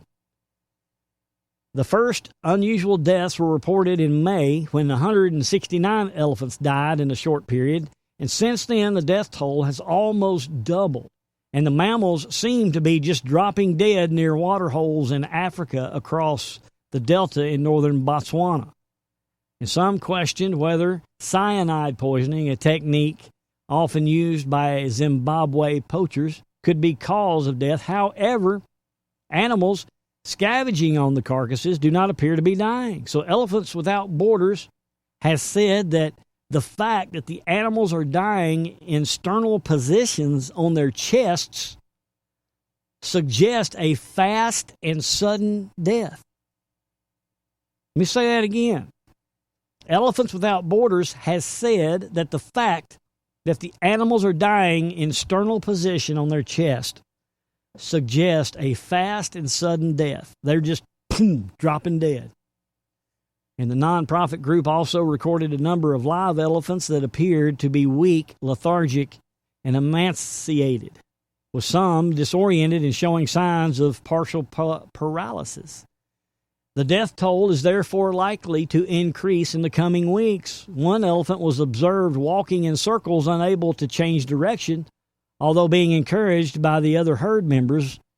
And Dr. Niall McCain, the director of the National Park Rescue, said the mass die-off was unprecedented. COVID-19 has also been mentioned as a possible cause, but this is unlikely.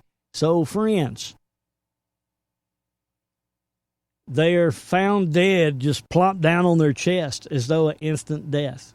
And we can look around us today globally and see there is no truth, there is no mercy, there is no knowledge of God in the land. There's lying, stealing, cheating, the committing of adultery, and blood touches blood. And for this reason, God is going to take the beast from the air, the birds of the air, the beast of the land, and the fish from the sea. They can't explain it. There's no sign of poisoning, nothing. They're just dropping dead. Hey man, I'm just telling you, we better be waking up. We better repent and get our life back right with Christ, because the door to the ark, asymptomatic person, is actually slamming shut. Okay, we just got sent a link here about how the CDC is now saying that COVID is not contagious. Let me, I wasn't able to pull this off and record it. We're going to have to just play it dry. So here we go. That an asymptomatic person actually transmits onward to a secondary individual. I didn't quite get that. Can I hear that one more time? I'm serious. I could not tell what you just said. From the data we have, it still seems to be rare that an asymptomatic person actually transmits onward to a secondary individual. Still didn't quite get that, but Dr. Samadi went to medical school. He's been listening to doctors all of his life. Doctor, I believe the headline from the World Health Organization is asymptomatic people are not infectious. They're not going to spread the disease. Is that what the WHO is saying? Yes, that's correct, Greg. Look, you and I have been going at this since February of this year. We've covered more than hundreds of these segments on Newsmax TV. The most important segment about what we're going to be talking about COVID is probably tonight, because they're taking a 360-degree turn, and WHO is announcing, and this is a big news, that asymptomatic people out there are not contagious. Remember, because we didn't know who would be passing this virus or not, we made everybody do something called social distancing. This is a new word that you've heard of it, and it came to our life a few months ago. We made everybody across the board to wear masks. At the beginning, we said if you have symptoms, you wear the mask to protect others, and then we gave in because CDC and everybody kept changing back and forth. We also made everybody to go for testing. We need 300 million tests the next day, or else we cannot reopen our country. And guess what? This thing, this is very important. It's a breaking news that if you are not symptomatic and you don't have any symptoms of fever, chill, shortness of breath, or any of those symptoms we've spoken about, the risk of passing it on to other people and being contagious is very rare. And studies like this comes from a very accurate tracing in countries like Singapore, contact tracing, and it's too bad that these researchers are not, the papers are not making it to Lancet, and mainstream media is not covering to the extent. This is probably one of the biggest news that we've had since coronavirus outbreak. Okay, so it was the World Health Organization, not the CDC. World Health Organization saying now this news. Wow. Man, unbelievable. See, friends, hey, wear your mask. Wear your mask, man. Bow to tyranny on this 4th of July. We've been played. God has opened the door for judgment, and we're falling in. But things that were spoken last night in Trump's speech, we're going to cover that. I've got 5 quick little clips that we need to look at. First, he talked about how this monument over in, I believe it's Rapid City, South Dakota, Mount Rushmore, will never be defaced. And I think that's an important meaning I'll share in a moment. There could be no better place to celebrate America's independence than beneath this magnificent, incredible, majestic mountain and monument to the greatest Americans who have ever lived. Today we pay tribute to the exceptional lives and extraordinary legacies of George Washington, Thomas Jefferson, Abraham Lincoln, and Teddy Roosevelt.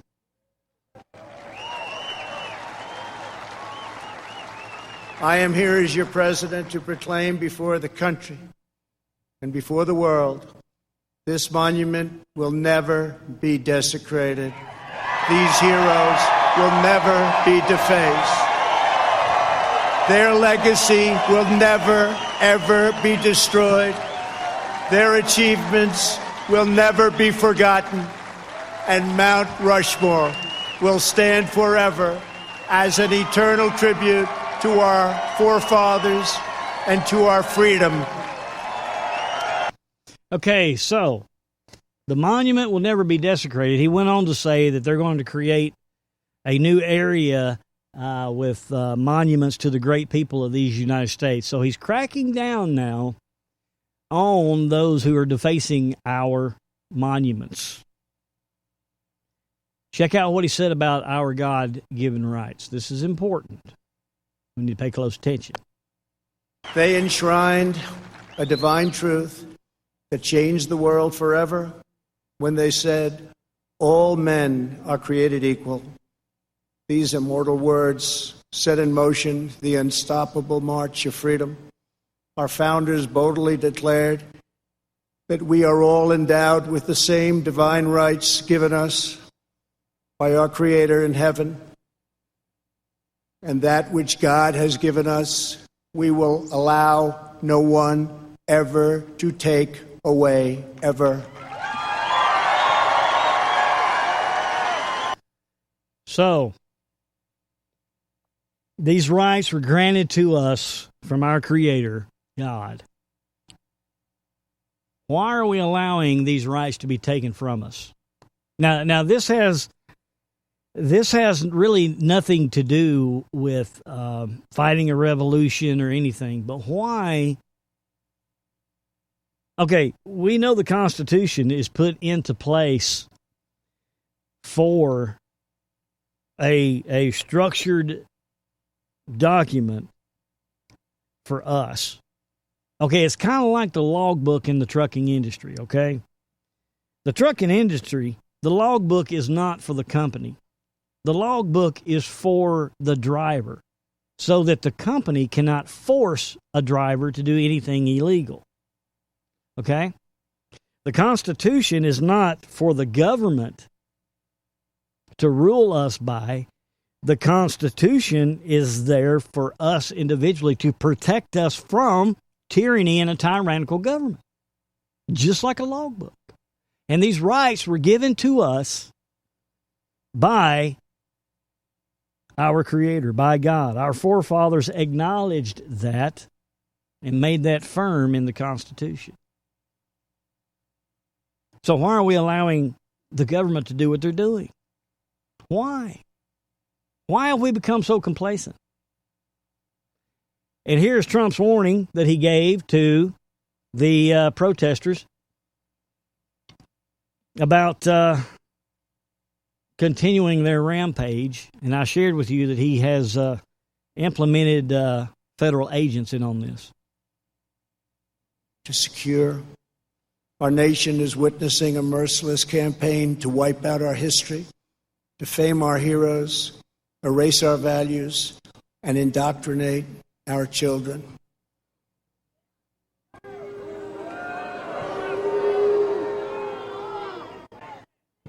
Angry mobs are trying to tear down statues of our founders, deface our most sacred memorials, and unleash a wave of violent crime in our cities.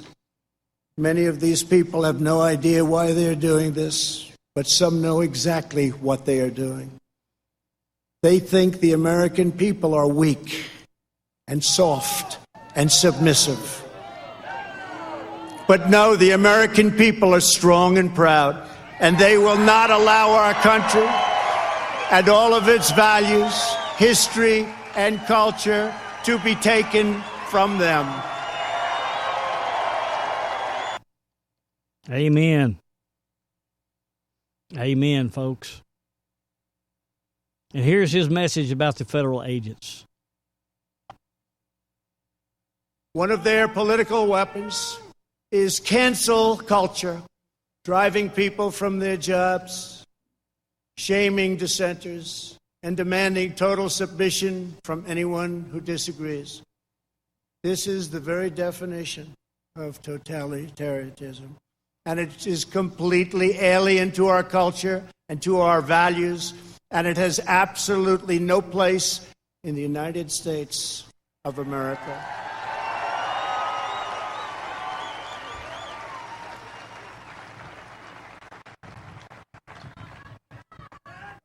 This attack on our liberty, our magnificent liberty, must be stopped, and it will be stopped very quickly. We will expose this dangerous movement, protect our nation's children, end this radical assault, and preserve our beloved American way of life. In our schools, our newsrooms, even our corporate boardrooms, there is a new far-left fascism that demands absolute allegiance. If you do not speak its language, perform its rituals, recite its mantras, and follow its commandments, then you will be censored, banished, blacklisted, persecuted, and punished. Not going to happen to us. Make no mistake, this left-wing cultural revolution is designed to overthrow the American Revolution. In so doing, they would destroy the very civilization that rescued billions from poverty, disease, violence, and hunger, and that lifted humanity to new heights of achievement, discovery, and progress. To make this possible, they are determined to tear down every statue, symbol, and memory of our national heritage.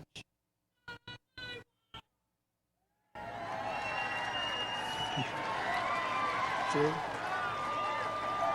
That's very true, actually. That is why I am deploying federal law enforcement to protect our monuments, arrest the rioters, and prosecute offenders to the fullest extent of the law. So he's going to take action. That's beginning to happen. What is the left? What are the enemies of this nation going to do? How are they going to step up their game? That's the question. Because you know they're not going to go down without a fight. They're not. How are they going to be able to combat what's happening? Will there be a big, major false flag? I mean, something huge beyond just, riots and all that? Another 9/11, perhaps? I mean, there's one thing that we can say that Trump has been exposing. He has been exposing all of this to us, who is doing it, the reasons why. And so they really have nothing left but something major, something to really shock and awe. The Bible tells us that everything that can be shaken will be shaken. And I urge you to, I know we're getting close to the top of the hour, but I urge y'all to hang on a minute. I've just received a message from a dear friend of mine who's going to give us some inside baseball on the coronavirus. And as soon as they call in, we'll bring them on real quick. This is exciting. All right, now, I want y'all to go back, and if you watched the speech from last night, you may not have picked up on some things. I did. But it's interesting, some of the things that Trump had said as far as what was being said. If you noticed the wind in the background, it was kind of windy there in South Dakota last night. But every time he said some things, the wind picked up as though God was applauding with him. And this is one of the moments right here, and I want to share this with you. And I don't know how well you'll be able to pick up the wind noise in this clip, but go back and watch his entire speech and watch the flags behind him. Check this out.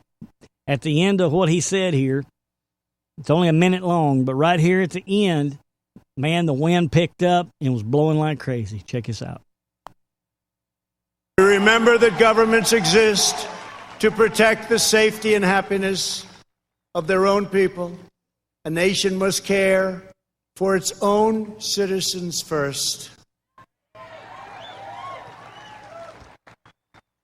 We must take care of America first. It's time. We believe in equal opportunity, equal justice, and equal treatment for citizens of every race, background, religion, and creed. Every child of every color, born and unborn, is made in the holy image of God.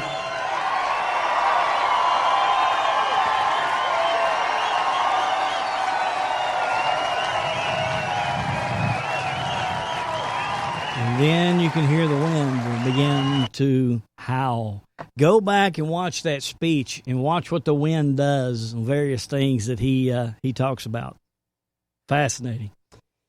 All right, we're going to go to our caller here on the phone here real quick. Bring her on the Front Porch Show and get a little idea of what she'd like to say. Hello, Sister Jane, and welcome to the Front Porch Show. Hey, Greg. How are you? I'm doing pretty good. How are you doing this evening? I'm great. I just got off work, listening to your show. Well, good. Are you liking it, even though you didn't get to hear most of it? Yeah. Well, I'll pick up on it as soon as I can, but yeah, it was good.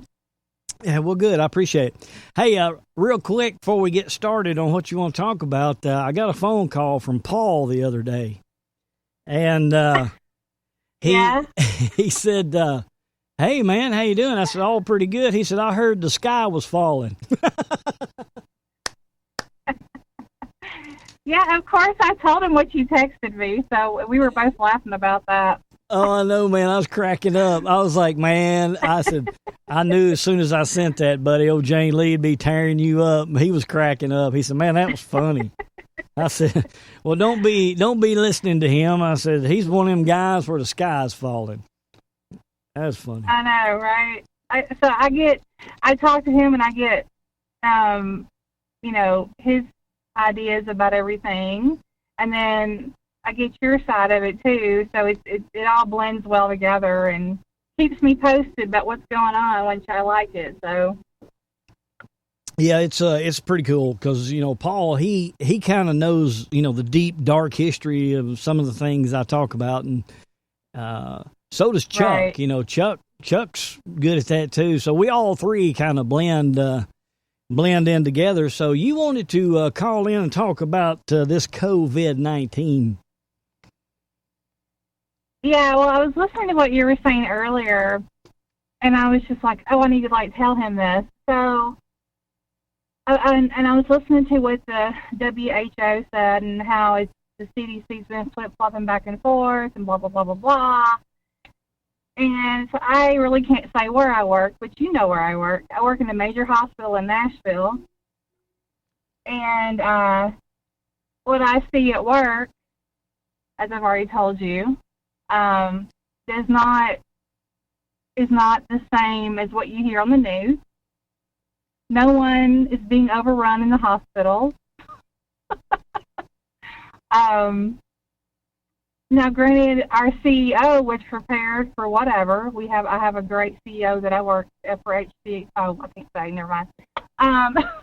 But anyway, he's really great, and he was ready for a possible surge. We had all the prep, everything, and nothing like that has even remotely happened. So, and as a matter of fact, this quote-unquote surge that I don't know, that spiked in Nashville or whatever, I haven't seen it at work. Actually, our mortality rate has definitely not increased. It's the same, which has not been very many people. I mean, I don't want to say the exact number, but it's been less than 20. So that hasn't changed in 2 weeks, and we actually have less people in the hospital today with it. So I'm just like, there is no spike. I don't know what they're talking about. So I just wanted to tell you. Well, I'm glad. I just felt compelled to call in and tell you that. So. Well, I'm glad you did, because we're hearing that from everywhere. Everybody. Yeah. People going out, the citizens reporters with their cell phones, and when they're reporting that there's an overrun in the hospital, and they're going up to a hospital in New York, and there's nothing there. The one that was funny is when they had that tractor trailer backed up to a hospital. It was a refrigerated trailer because they didn't have enough room in the morgue, and they were sending the dead bodies out into this trailer to keep them cold. And the reporter for whatever news agency did the story was standing at the front of the trailer taking a picture of the building, and it was looking down the side of the entire trailer, and it did. There was a guy standing in the trailer that was leaned out, looking around the side of the trailer, and it looked like they were backed up to a dock, loading bodies into this truck. But then a citizens reporter went out there with his cell phone and took a picture of the side of it, and the trailer wasn't even backed up to a dock. It was backed right up against a brick old block wall, and it's like. And you could tell it was sitting in the same position because everything was around it that was, and so they're blowing this up to oblivion to push this COVID narrative. And again, I believe it's conditioning. It is so they can keep their thumb down on us. It's this tyrannical takeover. It's the coup of the American spirit, the American will, and the American people. What say you? Right. I agree with you. I completely agree with you. And I understand people believing what they see on the news. I mean, because you have nothing to compare it to. You don't really know if you don't work in that medical field and if you don't work in healthcare, you're not going to know what's really happening because you're not in there seeing it. But I'm telling you, I work in the cardiac department, so one of the things is one of the symptoms of COVID is chest pain and shortness of breath and things like that. So, I'm going to be called for that. And I'm not saying the virus isn't real. It is real. And I have been called to see patients, but it's not this pandemonium that they're playing up. It's not that at all. So, I agree with you. It's just something to try to control us. I don't wear a mask in public, even though in Davidson County we're supposed to. I want to see them try to fine me $50 for not wearing a mask. I want to see that. Well, I do too. Because I'm not gonna, it's ridiculous. I don't need to wear a mask. It's not, it's crazy. Anyway.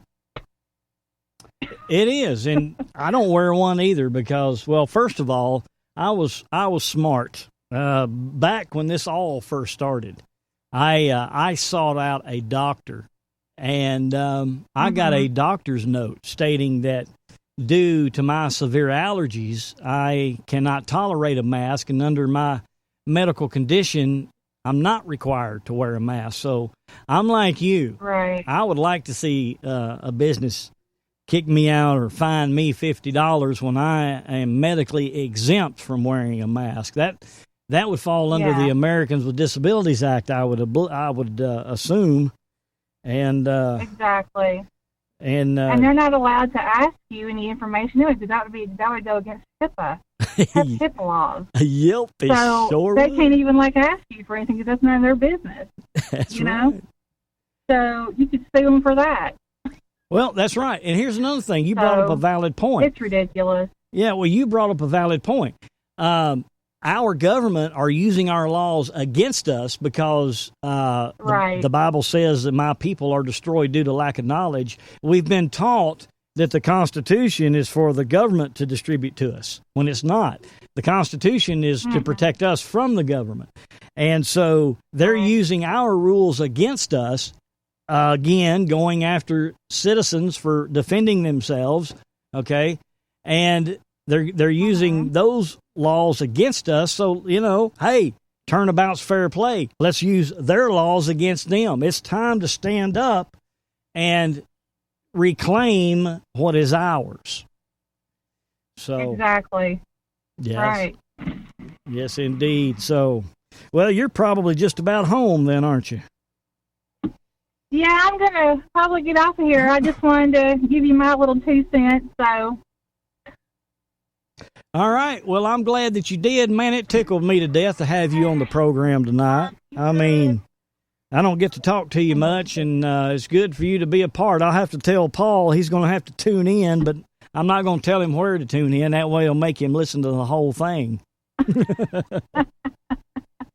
All right. Sounds good. You have a good night. All right, girl. You too, and you take care. All right. Bye-bye. All right, bye. Good sister in Christ. She's always been. She's one of those ladies that has just been a good, wholesome person her entire life. I've known her since we were about 12. So, all right, friends. That's what we have for you tonight. I know we covered a lot of things, but our government is turning on us, and the Republicans are turning on us. We're getting boxed in. We're getting hit from below. We're getting hit from above, and we're getting hit from every side. Again, play that question in your mind: why they are shooting off fireworks in these major cities over and over and over to condition. Hey, I could be wrong, but I wouldn't be the proper watchman on the wall if I didn't alert you to the fact. So, friends, we need to be vigilant. We need to stand for what is ours. We need to call upon the name of the Lord. We need to pray. Call upon the name of the Lord. Seek Him. Turn our face toward Him. Repent of our sins. Turn from our wicked ways. And then He will hear our prayer from heaven. He will forgive us of our sin, and He will heal our land. Well, I greatly appreciate you being a part tonight on this 4th of July. If you joined us tonight, instead of getting out and partying or doing whatever else it is that everybody else does, man, I'm honored. I'm greatly appreciative of you. Again, pray for Cousin Ray. Pray for Sister Serena. She's got a little bit of gallbladder issue going on. We need prayers for her. So, friends, call upon the name of the Lord. The devil knows now he has a short time to reign. Information is coming out, and they're stepping up the heat. But stand your ground. Prepare to defend your family. I'm telling you, there's a sword coming. Jeremiah said it. The Lord backed it up. Till next time, I am Old Smokehouse. We'll catch you later. Bye-bye. Smokehouse. To talk to Smokehouse, dial 641-552-9354. That number once again, 641-552-9354. And enter access code 252380, followed by the pound sign. Call in and join the show. SmokehouseStudios.net. God is among us. The door to the ark is slamming shut.